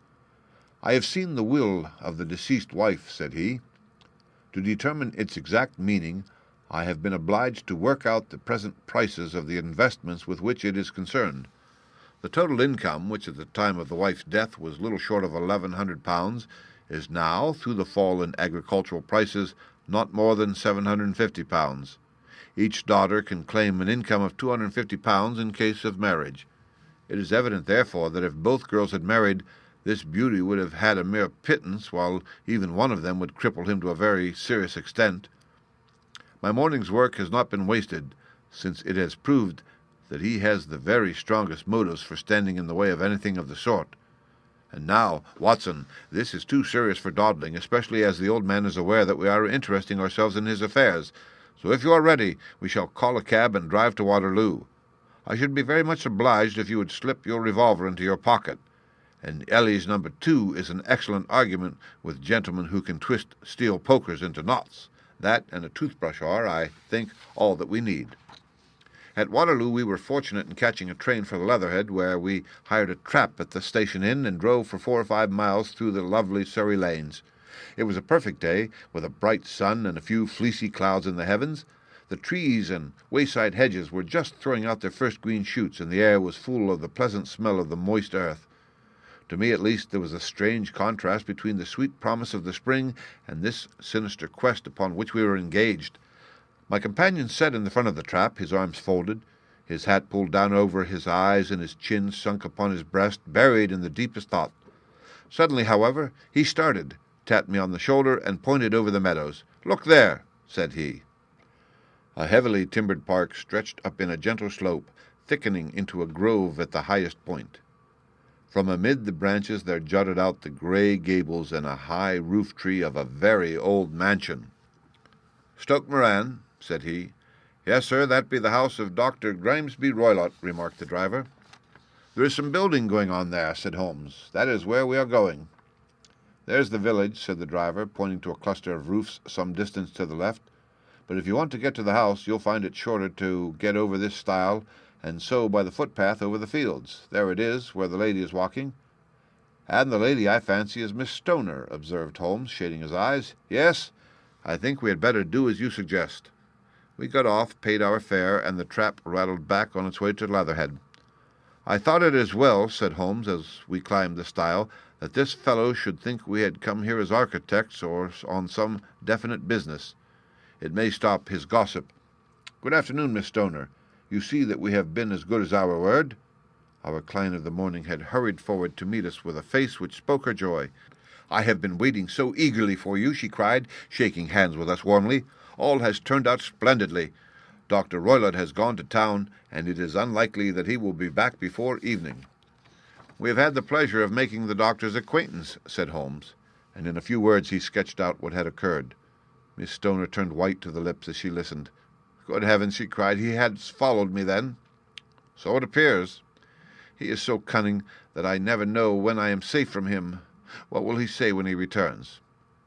"He must guard himself, for he may find that there is someone more cunning than himself upon his track. You must lock yourself up from him tonight.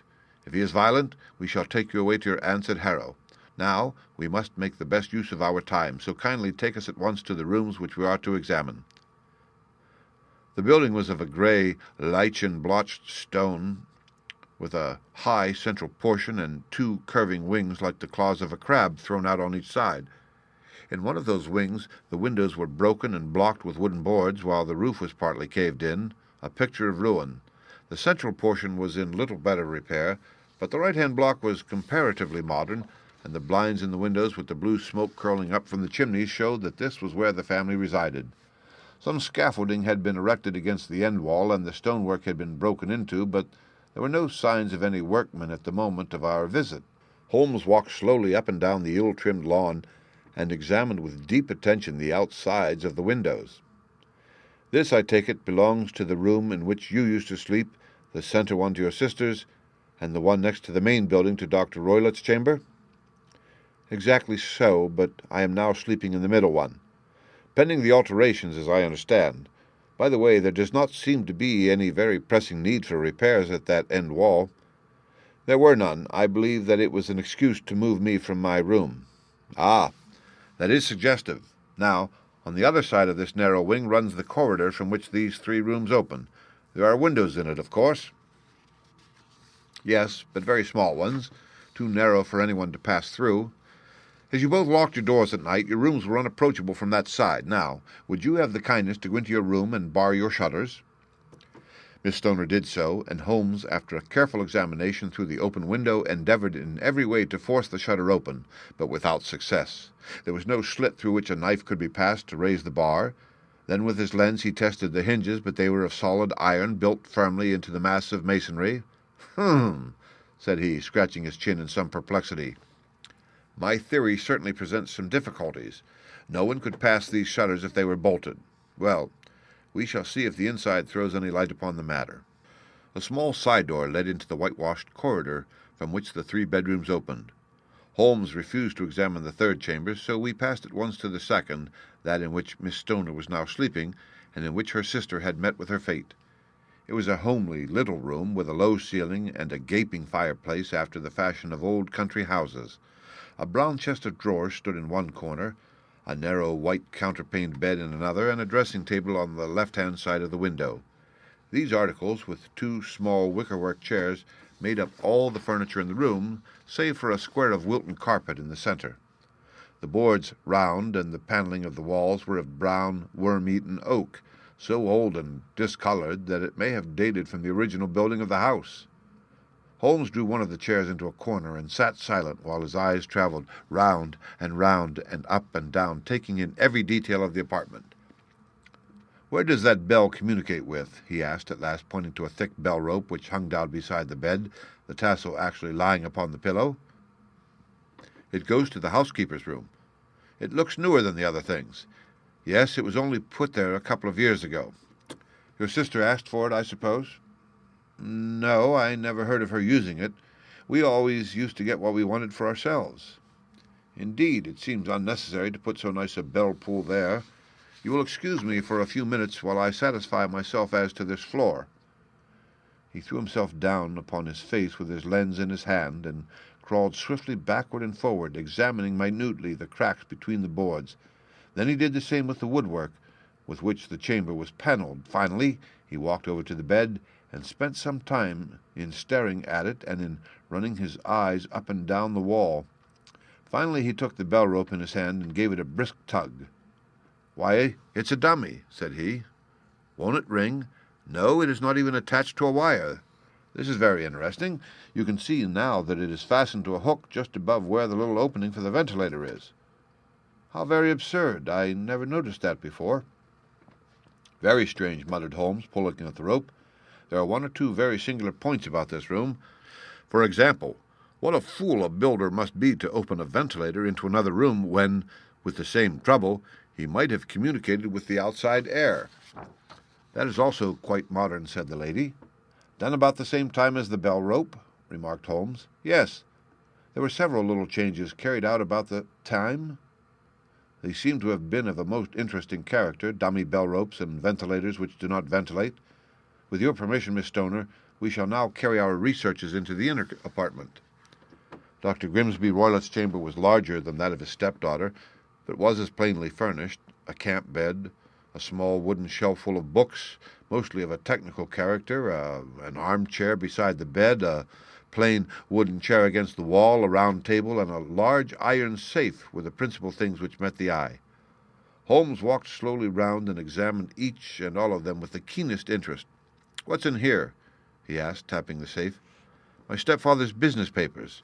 "Oh, you have seen inside, then?" "Only once, some years ago. I remember that it was full of papers. There isn't a cat in it, for example." "No. What a strange idea." "Well, look at this." He took up a small saucer of milk which stood on the top of it.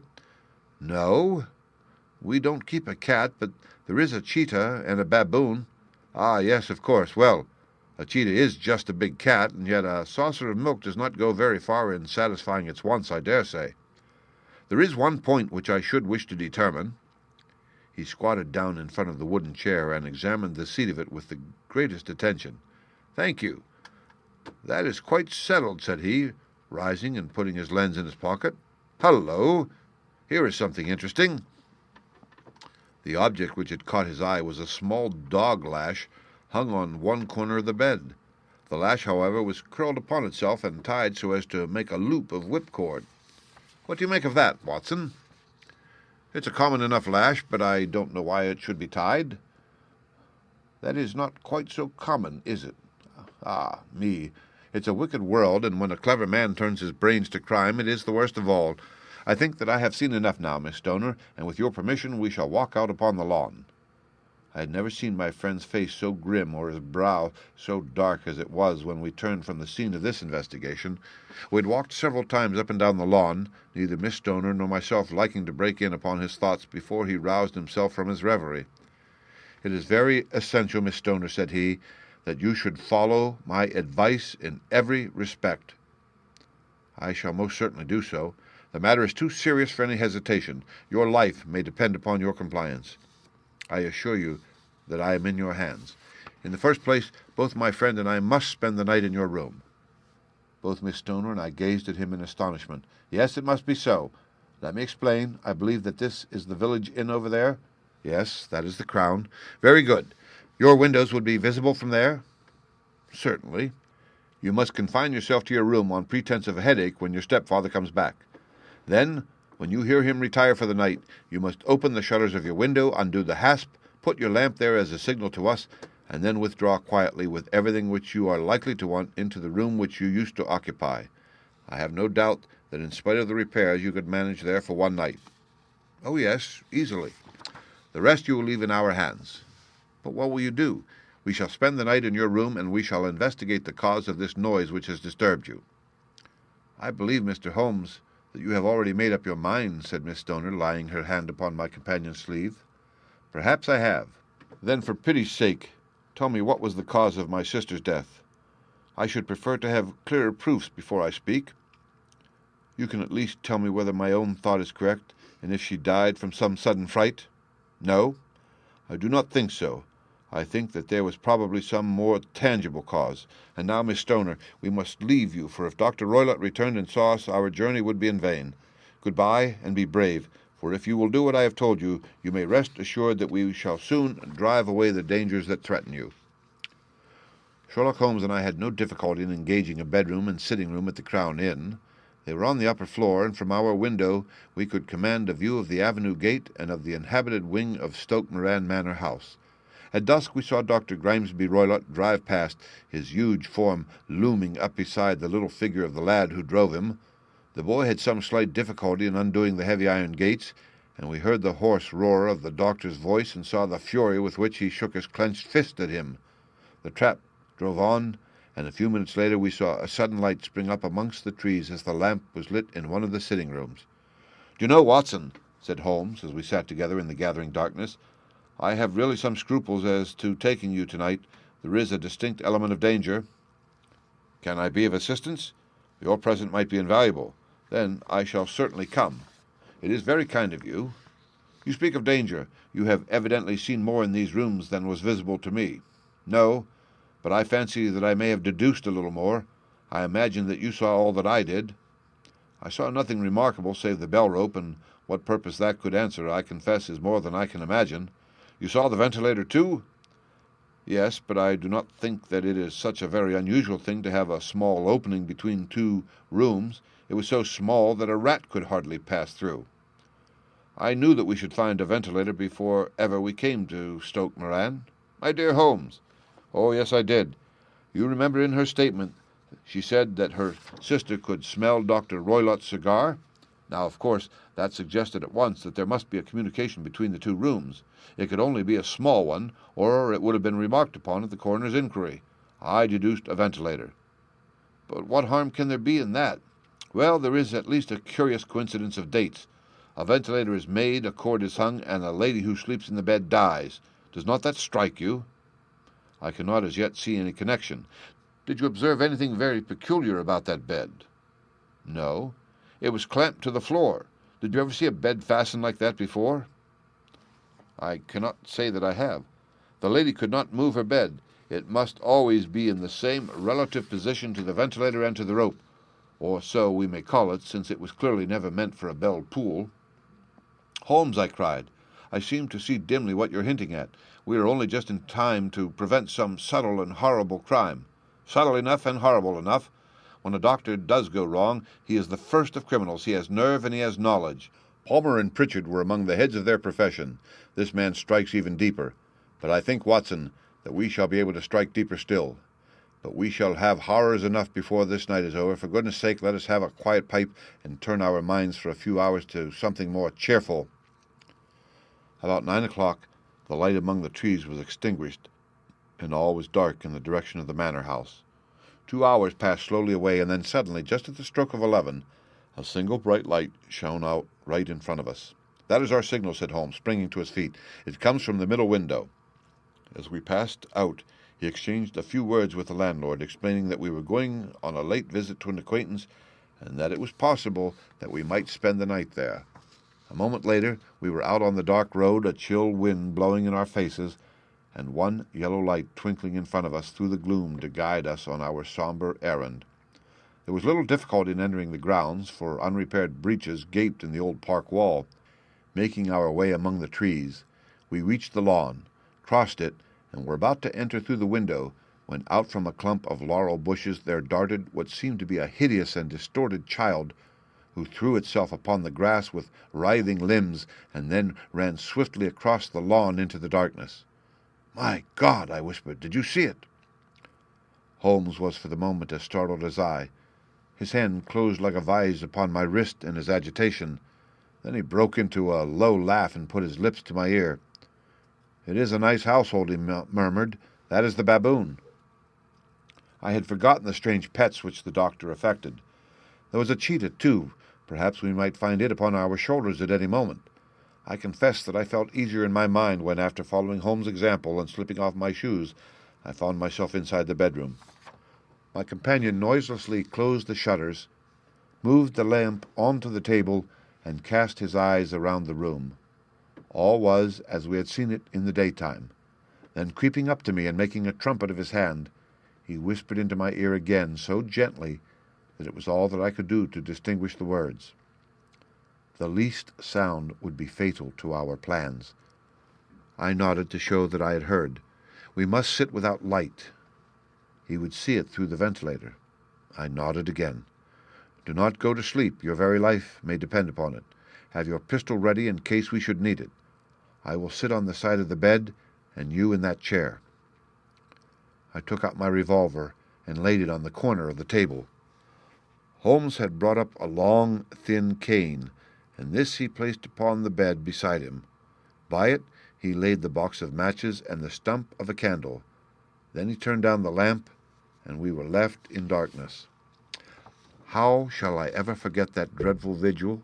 I could not hear a sound, not even the drawing of a breath, and yet I knew that my companion sat open-eyed within a few feet of me in the same state of nervous tension in which I was myself.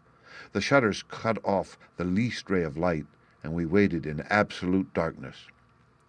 From outside came the occasional cry of a night bird, and once at our very window a long, drawn, cat-like whine, which told us that the cheetah was indeed at liberty. Far away we could hear the deep tones of the parish clock, which boomed out every quarter of an hour. How long they seemed, those quarters! 12 struck, and 1, and 2, and 3, and still we sat waiting silently for whatever might befall. Suddenly there was the momentary gleam of a light up in the direction of the ventilator, which vanished immediately, but was succeeded by a strong smell of burning oil and heated metal. Someone in the next room had lit a dark lantern. I heard a gentle sound of movement, and then all was silent once more, though the smell grew stronger. For half an hour I sat with straining ears. Then suddenly another sound became audible, a very gentle, soothing sound, like that of a small jet of steam escaping continually from a kettle. The instant that we heard it, Holmes sprang from the bed, struck a match, and lashed furiously with his cane at the bell-pull. "You see it, Watson," he yelled. "You see it!" But I saw nothing. At the moment when Holmes struck the light, I heard a low, clear whistle, but the sudden glare flashing into my weary eyes made it impossible for me to tell what it was at which my friend had lashed so savagely. I could, however, see that his face was deadly pale and filled with horror and loathing. He had ceased to strike, and was gazing up at the ventilator, when suddenly there broke from the silence of the night the most horrible cry to which I have ever listened. It swelled up louder and louder, a hoarse yell of pain and fear and anger, all mingled in the one dreadful shriek. They say that away down in the village, and even in the distant parsonage, that cry raised the sleepers from their beds. It struck cold to our hearts, and I stood gazing at Holmes and he at me until the last echoes of it had died away into the silence from which it rose. "What can it mean?" I gasped. "It means that it is all over," Holmes answered, "and perhaps, after all, it is for the best. Take your pistol, and we will enter Dr. Roylott's room." With a grave face, he lit the lamp and led the way down the corridor. Twice he struck at the chamber door without any reply from within. Then he turned the handle and entered, I at his heels with the cocked pistol in my hand. It was a singular sight which met our eyes. On the table stood a dark lantern with the shutter half open, throwing a brilliant beam of light upon the iron safe, the door of which was ajar. Beside this table, on the wooden chair, sat Dr. Grimsby Roylott, clad in a long grey dressing-gown, his bare ankles protruding beneath, and his feet thrust into red, heelless Turkish slippers. Across his lap lay the short stock with a long lash, which we had noticed during the day. His chin was cocked upward, and his eyes were fixed in a dreadful rigid stare at a corner of the ceiling. Round his brow he had a peculiar yellow band with brownish speckles, which seemed to be bound tightly around his head. As we entered he made neither sound nor motion. "The band! The speckled band!" whispered Holmes. I took a step forward. In an instant his strange headgear began to move, and there reared itself from among his hair the squat, diamond-shaped head and puffed neck of a loathsome serpent. "It is a swamp adder," cried Holmes, "the deadliest snake in India. He has died within 10 seconds of being bitten. Violence does in truth recoil upon the violent, and the schemer falls into the pit which he digs for another. Let us thrust this creature back into its den, and we can then remove Miss Stoner to some place of shelter and let the county police know what has happened." As he spoke, he drew the dog-whip swiftly from the man's dead lap, and throwing the noose around the reptile's neck, he threw it from its horrid perch, and carrying it at arm's length, threw it into the iron safe which he closed upon it. Such are the true facts of the death of Dr. Grimsby Roylott of Stoke Moran. It is not necessary that I should prolong a narrative which has already run to too great a length by telling how we broke the sad news to the terrified girl, how we conveyed her by the morning train to the care of her good aunt at Harrow, of how the slow process of official inquiry came to the conclusion that the doctor met his fate while indiscreetly playing with a dangerous pet. The little which I had yet to learn of the case was told me by Sherlock Holmes as we travelled back next day. "I had," said he, "come to an entirely erroneous conclusion, which shows, my dear Watson, how dangerous it always is to reason from insufficient data.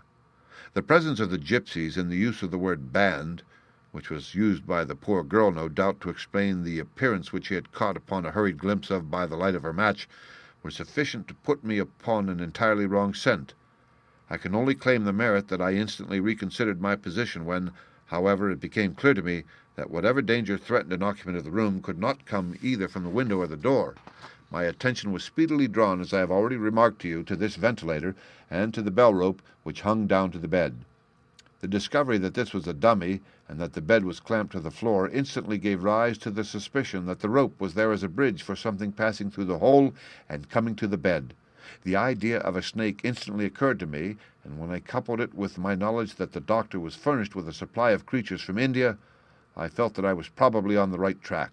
The idea of using a form of poison which could not possibly be discovered by any chemical test was just such a one as would occur to a clever and ruthless man who had had an Eastern training. The rapidity with which such a poison would take effect would also, from his point of view, be an advantage. It would be a sharp-eyed coroner, indeed, who could distinguish the two little dark punctures which would show where the poison fangs had done their work. Then I thought of the whistle. Of course, he must recall the snake before the morning light revealed it to the victim. He had trained it, probably by the use of the milk which we saw, to return to him when summoned. He would put it through the ventilator at the hour that he thought best, with the certainty that it would crawl down the rope and land on the bed. It might or might not bite the occupant. Perhaps he might escape every night for a week, but sooner or later she must fall a victim. I had come to these conclusions before ever I had entered his room. An inspection of his chair showed me that he had been in the habit of standing on it, which of course would be necessary in order that he should reach the ventilator.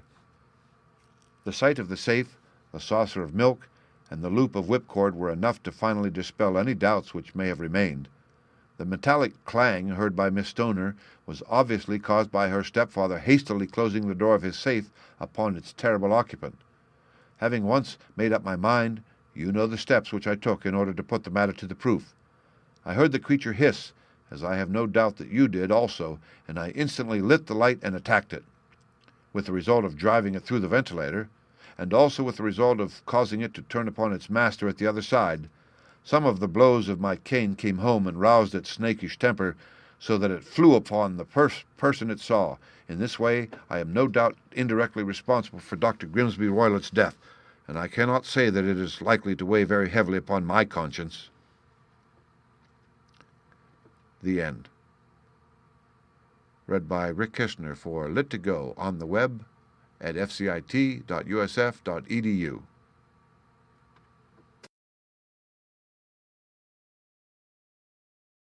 The Adventures of Sherlock Holmes by Sir Arthur Conan Doyle. 9. The Adventure of the Engineer's Thumb. Of all the problems which have been submitted to my friend Mr. Sherlock Holmes for solution during the years of our intimacy, there were only two which I was the means of introducing to his notice, that of Mr. Hatherley's thumb and that of Colonel Warburton's madness.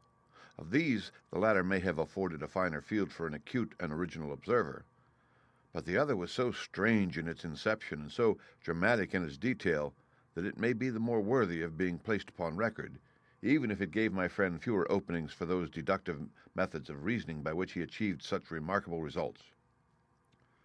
The story has, I believe, been told more than once in the newspapers, but like all such narratives, its effect is much less striking when set forth en bloc in a single half-column of print than when the facts slowly evolve before your own eyes, and the mystery clears gradually away as each new discovery furnishes a step which leads on to the complete truth. At the time, the circumstances made a deep impression upon me, and the lapse of 2 years has hardly served to weaken the effect. It was in the summer of 1889 not long after my marriage, that the events occurred which I am now about to summarize. I had returned to civil practice, and had finally abandoned Holmes in his Baker Street rooms, although I continually visited him, and occasionally even persuaded him to forego his bohemian habits so far as to come and visit us. My practice had steadily increased, and as I happened to live at no very great distance from Paddington Station, I got a few patients from among the officials.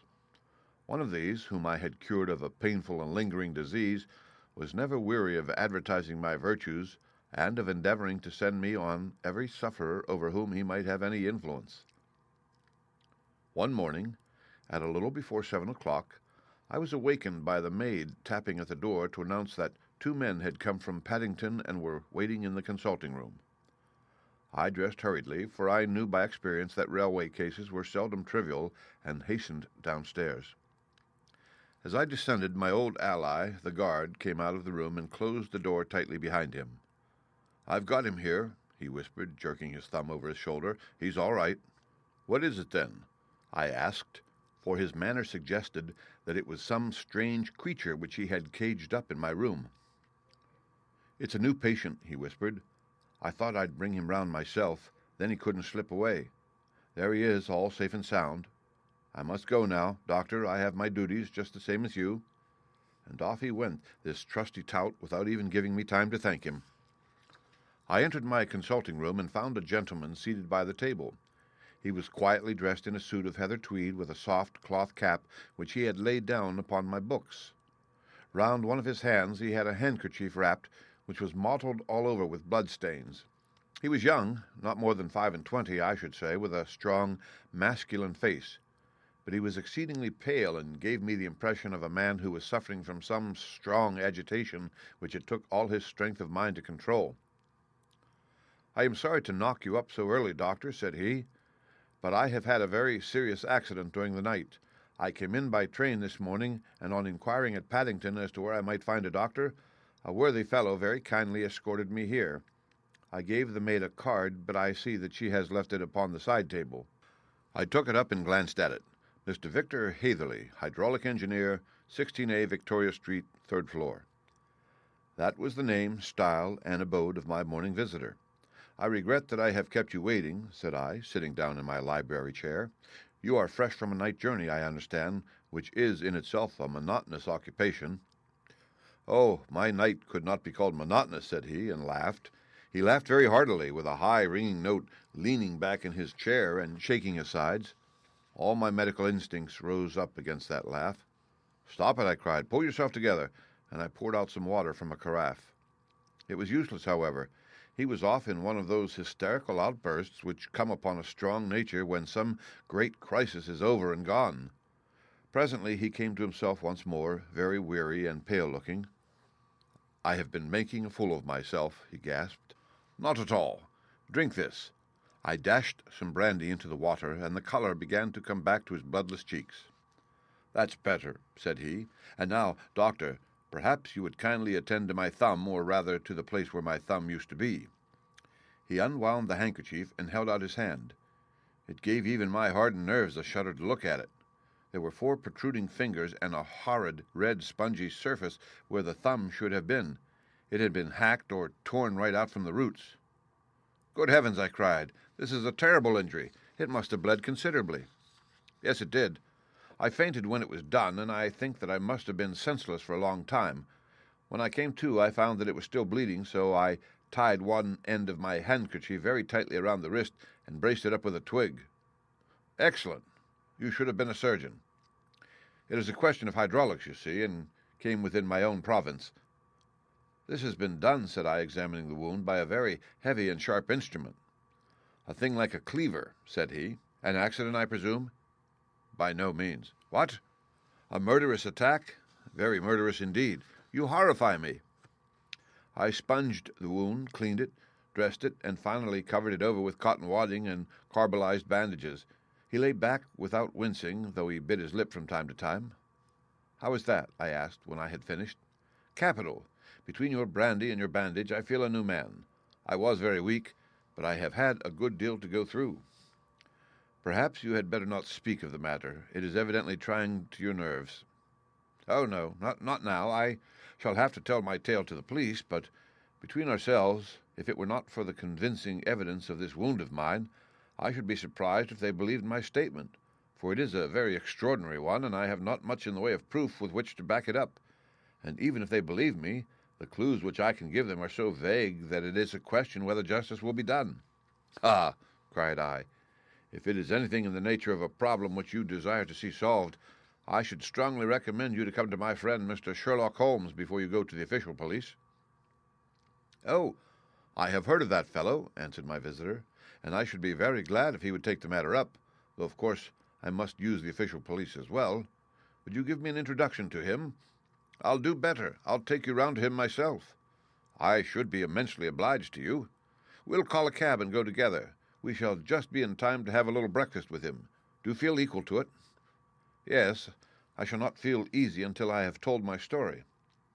"Then my servant will call a cab, and I shall be with you in an instant." I rushed upstairs, explained the matter shortly to my wife, and in 5 minutes was inside a hansom driving with my new acquaintance to Baker Street.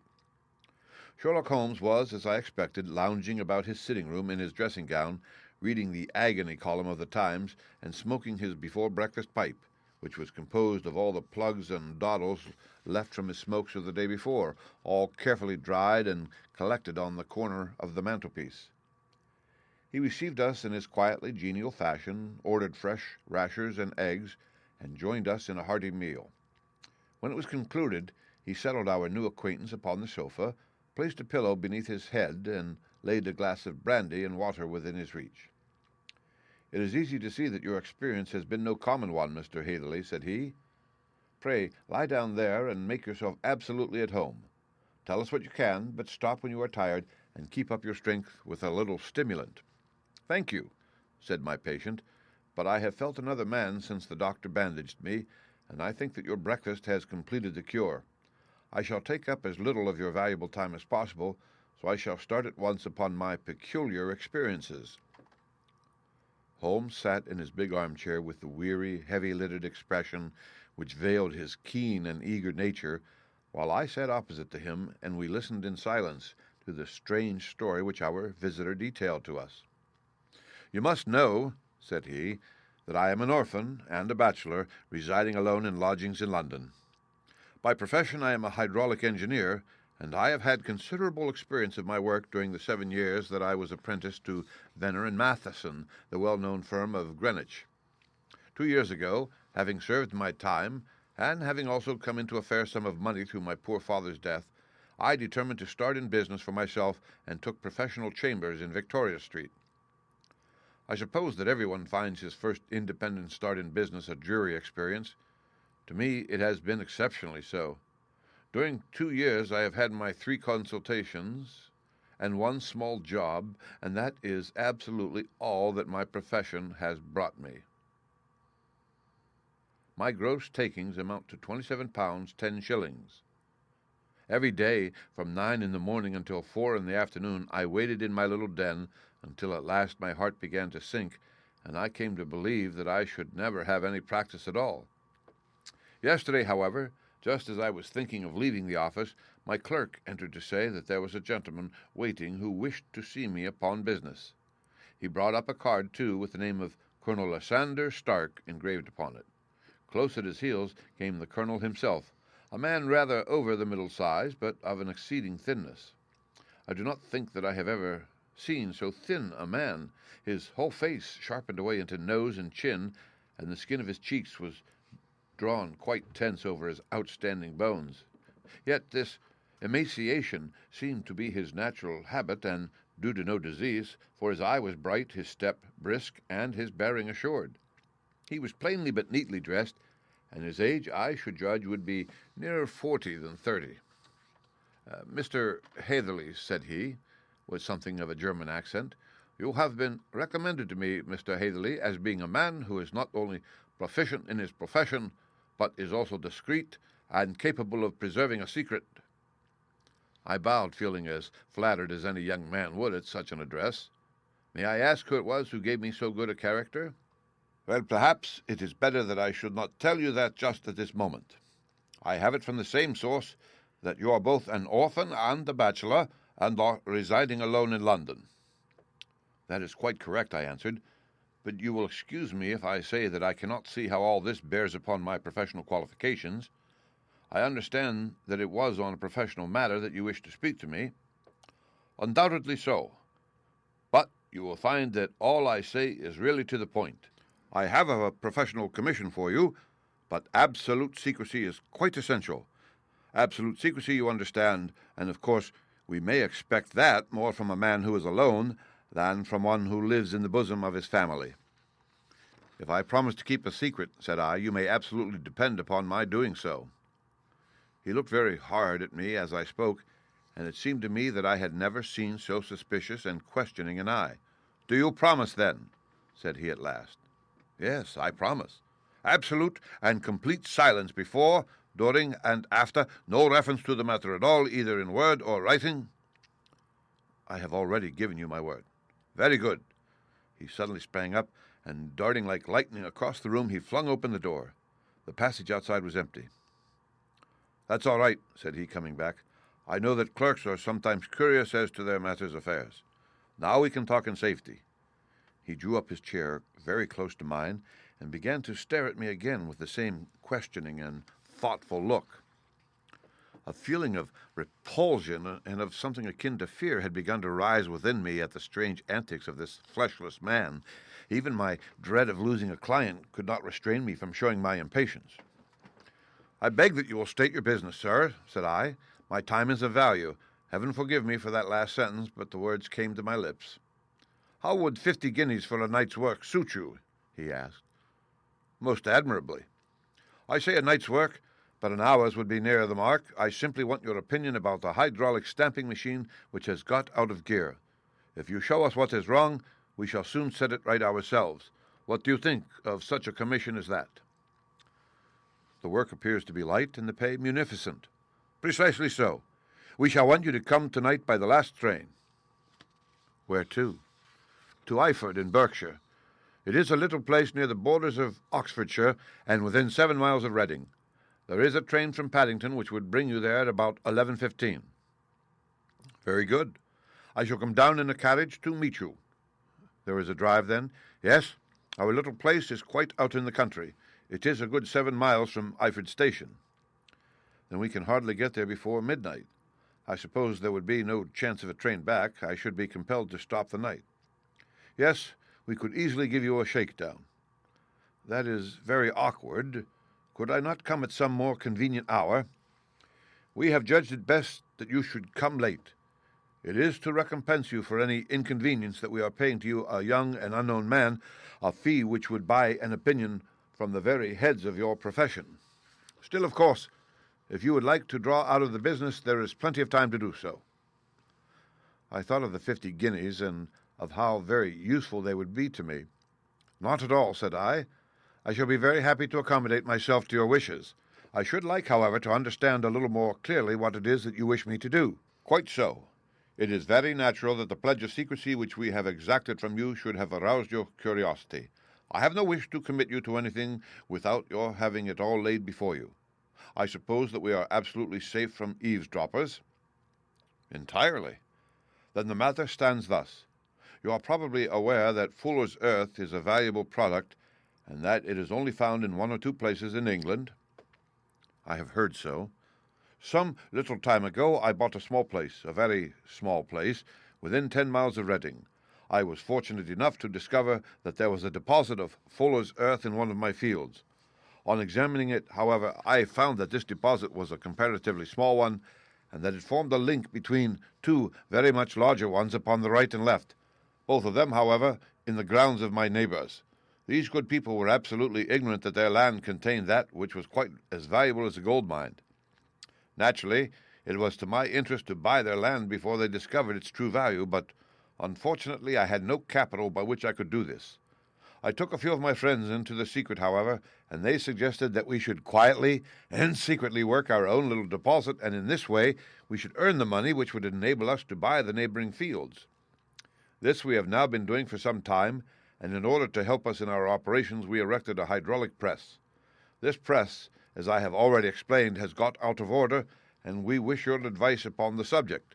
We guard our secret very jealously, however, and if it once became known that we had hydraulic engineers coming to our little house, it would soon rouse inquiry, and then, if the facts came out, it would be goodbye to any chance of getting these fields and carrying out our plans.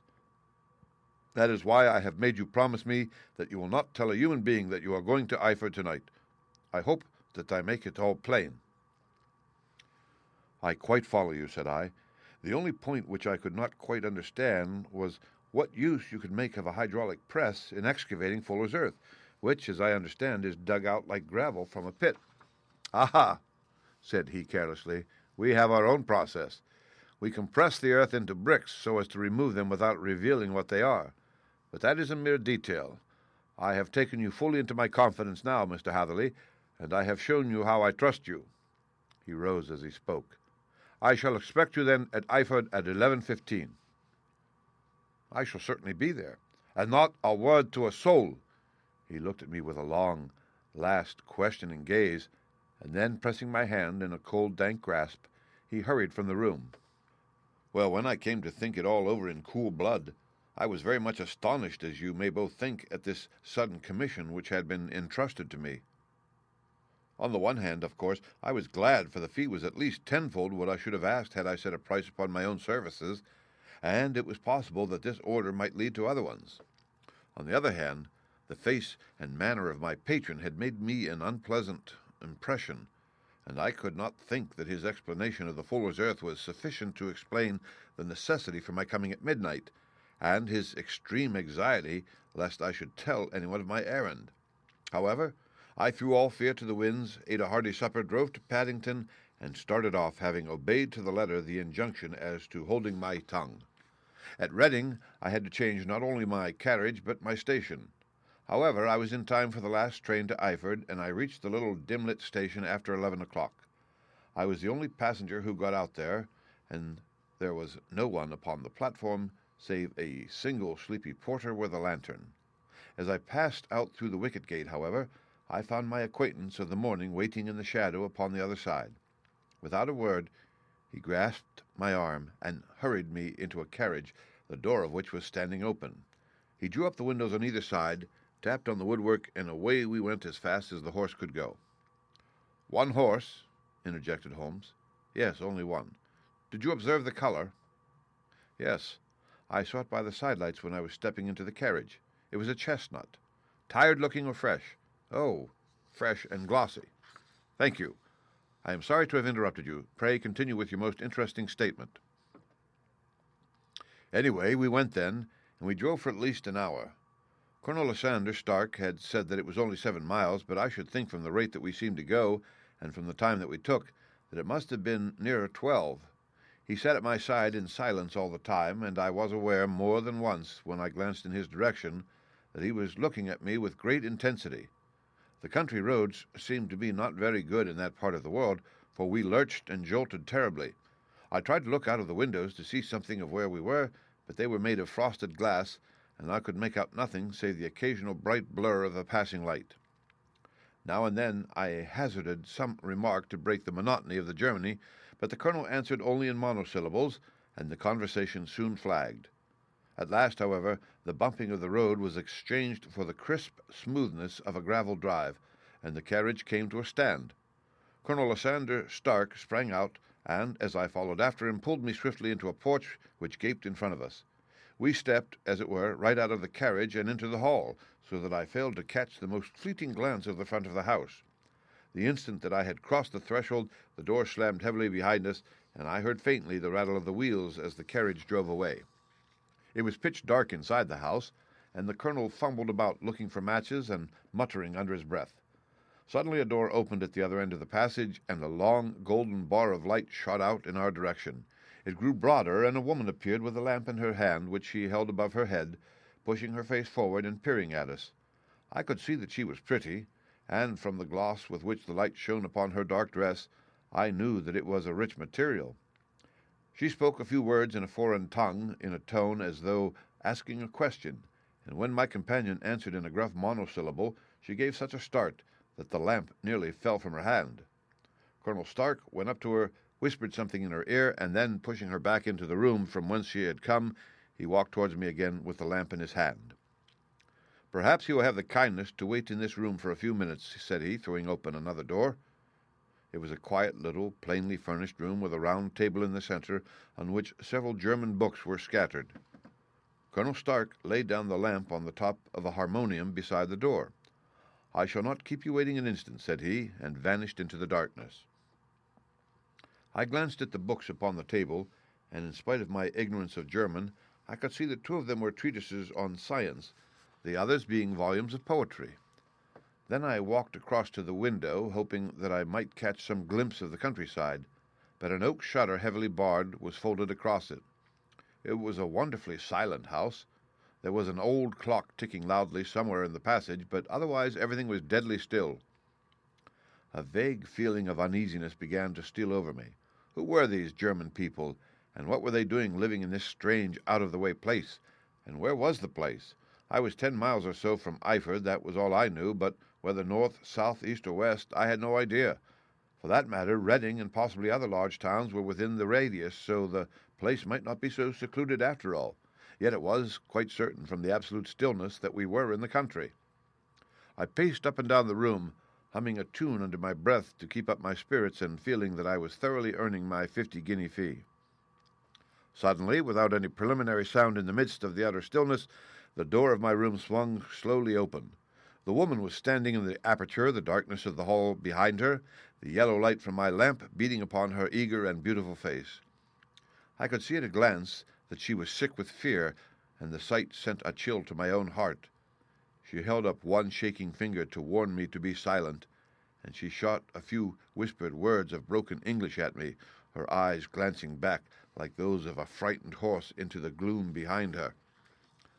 "I would go," said she, trying hard, as it seemed to me, to speak calmly. "I would go. I should not stay here. There is no good for you to do." "But, madam," said I have not yet done what I came for. I cannot possibly leave until I have seen the machine." "It is not worth your while to wait," she went on. "You can pass through the door. No one hinders." And then, seeing that I smiled and shook my head, she suddenly threw aside her constraint and made a step forward with her hands wrung together. "For the love of heaven," she whispered, "get away from here before it is too late." But I am somewhat headstrong by nature, and the more ready to engage in an affair when there is some obstacle in the way. I thought of my 50-guinea fee, of my wearisome journey, and of the unpleasant night which seemed to be before me. Was it all to go for nothing? Why should I slink away without having carried out my commission, and without the payment which was my due? This woman might, for all I knew, be a monomaniac. With a stout bearing, therefore, though her manner had shaken me more than I cared to confess, I still shook my head and declared my intention of remaining where I was. She was about to renew her entreaties when a door slammed overhead, and the sound of several footsteps was heard upon the stairs. She listened for an instant, threw up her hands with a despairing gesture, and vanished as suddenly and as noiselessly as she had come. The newcomers were Colonel Lysander Stark, and a short, thick man with a chinchilla beard growing out of the creases of his double chin, who was introduced to me as Mr. Ferguson. "This is my secretary and manager," said the colonel. "By the way, I was under the impression that I left this door shut just now. I fear that you have felt the draught." "On the contrary," said I opened the door myself because I felt the room to be a little close." He shot one of his suspicious looks at me. "Perhaps we had better proceed to business, then," said he. "Mr. Ferguson and I will take you up to see the machine." "I had better put my hat on, I suppose?" "Oh, no, it is in the house." "What? You dig fuller's earth in the house?" No. This is only where we compress it. But never mind that. All we wish you to do is to examine the machine and to let us know what is wrong with it." We went upstairs together, the colonel first with the lamp, the fat manager and I behind him. It was a labyrinth of an old house, with corridors, passages, narrow winding staircases, and little low doors, the threshold of which were hollowed out by the generations who had crossed them.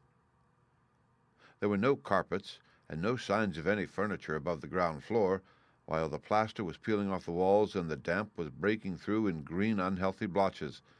I tried to put on as unconcerned an air as possible, but I had not forgotten the warnings of the lady, even though I disregarded them, and I kept a keen eye upon my two companions. Ferguson appeared to be a morose and silent man, but I could see from the little that he said that he was at least a fellow countryman. Colonel Lysander Stark stopped at last before a low door which he unlocked. Within was a small square room in which the three of us could hardly get at one time. Ferguson remained outside, and the colonel ushered me in. "We are now," said he, "actually within the hydraulic press, and it would be a particularly unpleasant thing for us if anyone were to turn it on.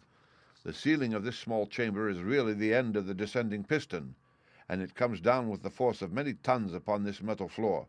There are several lateral columns of water outside which receive the force and which transmit and multiply it in the manner which is familiar to you. The machine goes readily enough, but there is some stiffness in the working of it, and it has lost a little of its force. Perhaps you will have the goodness to look it over and to show us how we can set it right." I took the lamp from him, and I examined the machine very thoroughly. It was indeed a gigantic one, and capable of exercising enormous pressure. When I passed outside, however, and pressed down the levers which controlled it, I knew at once by the whishing sound that there was a slight leakage which allowed a regurgitation of water through one of the side cylinders. An examination showed that one of the India rubber bands which was round the head of a driving rod had shrunk so as not quite to fill the socket along which it worked. This was clearly the cause of the loss of power, and I pointed it out to my companions, who followed my remarks very carefully and asked several practical questions as to how they should proceed to set it right. When I had made it clear to them, I returned to the main chamber of the machine and took a good look at it to satisfy my own curiosity. It was obvious at a glance that the story of the fuller's earth was the merest fabrication, for it would be absurd to suppose that so powerful an engine could be designed for so inadequate a purpose. The walls were of wood, but the floor consisted of a large iron trough, and when I came to examine it, I could see a crust of metallic deposit all over it. I had stooped and was scraping at this to see exactly what it was when I heard a muttered exclamation in German and saw the cadaverous face of the colonel looking down at me. "What are you doing there?" he asked. I felt angry at having been tricked by so elaborate a story as that which he had told me.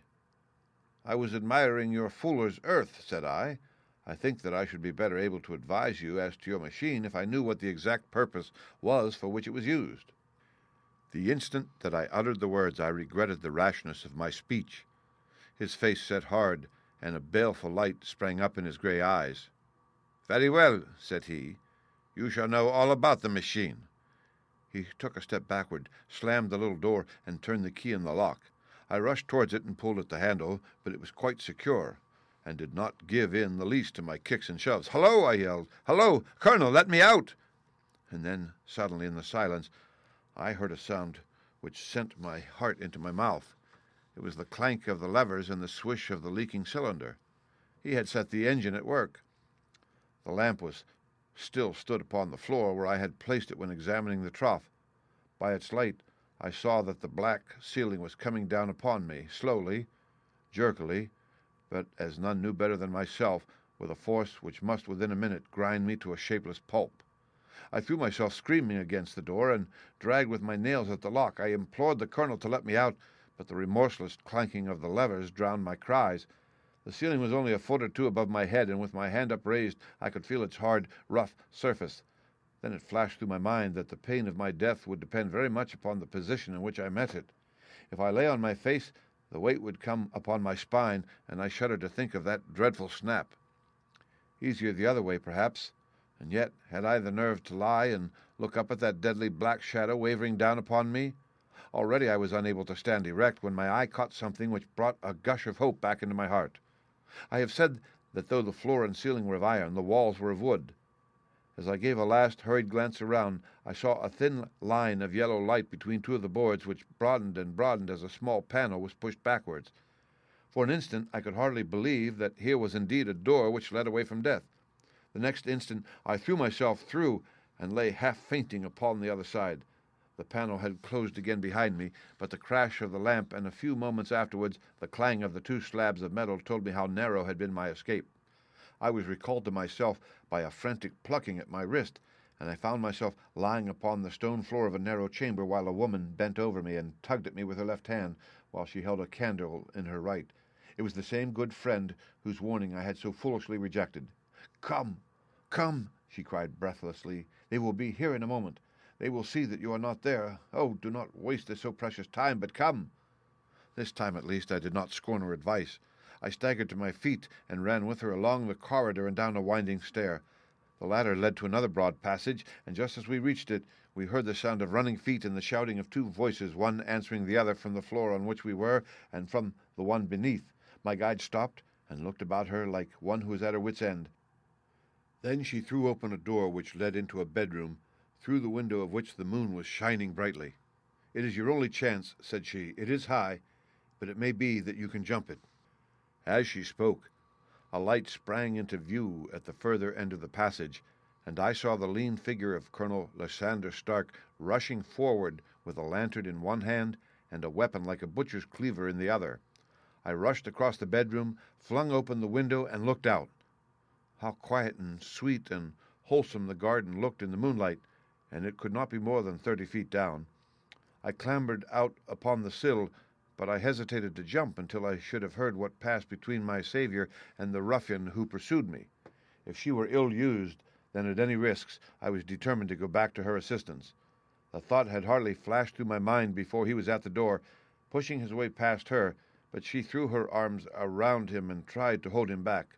"Fritz, Fritz," she cried in English, "remember your promise after the last time. You said it should not be again. He will be silent. Oh, he will be silent." "You are mad, Elise," he shouted, struggling to break away from her. "You will be the ruin of us. He has seen too much. Let me pass, I say." He dashed her to one side, and rushing to the window, cut at me with his heavy weapon. I had let myself go, and was hanging by the hands to the sill when his blow fell. I was conscious of a dull pain. My grip loosened, and I fell into the garden below. I was shaken, but not hurt by the fall, so I picked myself up and rushed off among the bushes as hard as I could run, for I understood that I was far from being out of danger yet. Suddenly, however, as I ran, a deadly dizziness and sickness came over me. I glanced down at my hand, which was throbbing painfully, and then for the first time saw that my thumb had been cut off and that the blood was pouring from my wound. I endeavored to tie my handkerchief around it, but there came a sudden buzzing in my ears, and next moment I fell in a dead faint among the rose bushes. How long I remained unconscious, I cannot tell. It must have been a very long time, for the moon had sunk, and a bright morning was breaking when I came to myself. My clothes were all sodden with dew, and my coat sleeve was drenched with blood from my wounded thumb. The smarting of it recalled in an instant all the particulars of my night's adventure, and I sprang to my feet with the feeling that I might hardly yet be safe from my pursuers. But to my astonishment, when I came to look round me, neither house nor garden were to be seen. I had been lying in an angle of the hedge close by the high road, and just a little lower down was a long building which proved, upon my approaching it, to be the very station at which I had arrived upon the previous night. Were it not for the ugly wound upon my hand, all that had passed during those dreadful hours might have been an evil dream. Half dazed, I went into the station and asked about the morning train. There would be one to Reading in less than an hour. The same porter was on duty, I found, as had been there when I arrived. I inquired of him whether he had ever heard of Colonel Lysander Stark. The name was strange to him. Had he observed a carriage the night before waiting for me? No, he had not. Was there a police station anywhere near? There was one about 3 miles off. It was too far for me to go, weak and ill as I was. I determined to wait until I got back to town before telling my story to the police. It was a little past 6 when I arrived, so I went first to have my wound dressed, and then the doctor was kind enough to bring me along here. I put the case into your hands and shall do exactly what you advise." We both sat in silence for some little time after listening to this extraordinary narrative. Then Sherlock Holmes pulled down from the shelf one of the ponderous commonplace books in which he placed his cuttings. "Here is an advertisement which will interest you," said he. "It appeared in all the papers about a year ago. Listen to this. Lost on the 9th. Mr. Jeremiah Hayling, aged 26, a hydraulic engineer. Left his lodgings at 10 o'clock at night and has not been heard of since. Was dressed in, etc., etc., etc. Ha ha! That represents the last time that the colonel needed to have his machine overhauled, I fancy." "Good heavens!" cried my patient. and that explains what the girl said." "Undoubtedly, it is quite clear that the Colonel was a cool and desperate man who was absolutely determined that nothing should stand in the way of his little game, like those out-and-out pirates who will leave no survivor from a captured ship. Well, every moment now is precious, so if you feel equal to it, we shall go down to Scotland Yard at once as a preliminary to starting for Eyford." Some 3 hours or so afterwards, we were all in the train together, bound from Reading to the little Berkshire village. There were Sherlock Holmes, the hydraulic engineer, Inspector Bradstreet of Scotland Yard, a plain-clothes-man, and myself. Bradstreet had spread an ordnance map of the county out upon the seat, and was busy with his compasses, drawing a circle with Eyford for its centre. "There you are," said he. "That circle is drawn at a radius of 10 miles from the village. The place we want must be somewhere near the line. You said 10 miles, I think, sir?" "It was an hour's good drive." "And you think that they brought you back all the way when you were unconscious?" "They must have done so. I have a confused memory, too, of having been lifted and conveyed somewhere." "What I cannot understand," said I, "is why they should have spared you when they found you lying fainting in the garden. Perhaps the villain was softened by the woman's entreaties." "I hardly think that likely. I never saw a more inexorable face in my life." "Oh, we shall soon clear up all that," said Bradstreet. "Well, I have drawn my circle, and I only wish I knew at what point upon it the folk that we are in search of are to be found." "I think I could lay my finger on it," said Holmes quietly. "Really now," cried the inspector, "you have formed your opinion. Come now, we shall see who agrees with you. I say it is south, for the country is more deserted there." "And I say east," said my patient. "I am for west," remarked the plain-clothesman. "There are several quiet little villages up there." "And I am for north," said I, "because there are no hills there, and our friend says that he did not notice the carriage go up any." "Come," cried the inspector, laughing, "it's a very pretty diversity of opinion. We have boxed the compass among us. Who do you give your casting vote to?" "We are all wrong." "But we can't all be." "Oh, yes, you can." "That is my point." He placed his finger in the center of the circle. "This is where we shall find them." "But the 12-mile drive?" gasped Hatherley. 6 out and 6 back. Nothing simpler. You say yourself that the horse was fresh and glossy when you got in. How could it be that if it had gone 12 miles over heavy roads? "Indeed, it is a likely ruse enough," observed Bradstreet thoughtfully. "Of course, there can be no doubt as to the nature of this gang." "None at all," said Holmes. "They are coiners on a large scale, and have used the machine to form the amalgam which has taken the place of silver." "We have known for some time that a clever gang was at work," said the inspector. "They have been turning out half-crowns by the thousand. We even traced them as far as Reading, but could get no farther, for they had covered their traces in a way that showed that they were very old hands. But now, thanks to this lucky chance, I think that we have got them right enough." But the inspector was mistaken, for those criminals were not destined to fall into the hands of justice. As we rolled into Eyford Station, we saw a gigantic column of smoke which streamed up from behind a small clump of trees in the neighborhood and hung like an immense ostrich feather over the landscape. "A house on fire?" asked Bradstreet, as the train steamed off again on its way. "Yes, sir," said the station master. "When did it break out?" "I heard that it was during the night, sir, but it has got worse, and the whole place is in a blaze." "Whose house is it?" "Dr. Becker's." "Tell me," broke in the engineer, "is Dr. Becker a German, very thin, with a long, sharp nose?" The station master laughed heartily. "No, sir. Dr. Becker is an Englishman, and there isn't a man in the parish who has a better lined waistcoat. But he has a gentleman staying with him, a patient, as I understand, who is a foreigner, and he looks as if a little good Berkshire beef would do him no harm." The station master had not finished his speech before we were all hastening in the direction of the fire. The road topped a low hill, and there was a great, widespread, whitewashed building in front of us, spouting fire at every chink and window, while in the garden in front 3 fire engines were vainly striving to keep the flames under. "That's it," cried Hatherley, in intense excitement. "There is the gravel drive, and there are the rose bushes where I lay. That second window is the one that I jumped from." "Well, at least," said Holmes, "you have had your revenge upon them. There can be no question that it was your oil lamp which, when it was crushed in the press, set fire to the wooden walls, though no doubt they were too excited in the chase after you to observe it at the time. Now, keep your eyes open in this crowd for your friends of last night, though I very much fear that they are a good 100 miles off by now." And Holmes' fears came to be realized, for from that day to this no word has ever been heard either of the beautiful woman, the sinister German, or the morose Englishman. Early that morning a peasant had met a cart containing several people and some very bulky boxes driving rapidly in the direction of Reading, but there all traces of the fugitives disappeared, and even Holmes' ingenuity failed ever to discover the least clue as to their whereabouts. The firemen had been much perturbed at the strange arrangements which they had found within, and still more so by discovering a newly severed human thumb upon a window-sill of the second floor. About sunset, however, their efforts were at last successful, and they subdued the flames, but not before the roof had fallen in, and the whole place had been reduced to such absolute ruin that, save some twisted cylinders and iron piping, not a trace remained of the machinery which had cost our unfortunate acquaintance so dearly. Large masses of nickel and of tin were discovered stored in an outhouse, but no coins were to be found, which may have explained the presence of those bulky boxes which have been already referred to.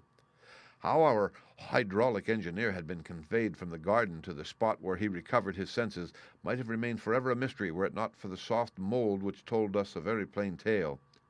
He had evidently been carried down by two persons, one of whom had remarkably small feet, and the other unusually large ones. On the whole, it was most probable that the silent Englishman, being less bold or less murderous than his companion, had assisted the woman to bear the unconscious man out of the way of danger. "Well," said our engineer ruefully as we took our seats to return once more to London, "it has been a pretty business for me. I have lost my thumb, and I have lost a 50-guinea fee, and what have I gained?" "Experience," said Holmes, laughing. "Indirectly it may be of value, you know. You have only to put it into words to gain the reputation of being excellent company for the remainder of your existence." The End. Read by Rick Kishner for Lit2Go on the web at fcit.usf.edu.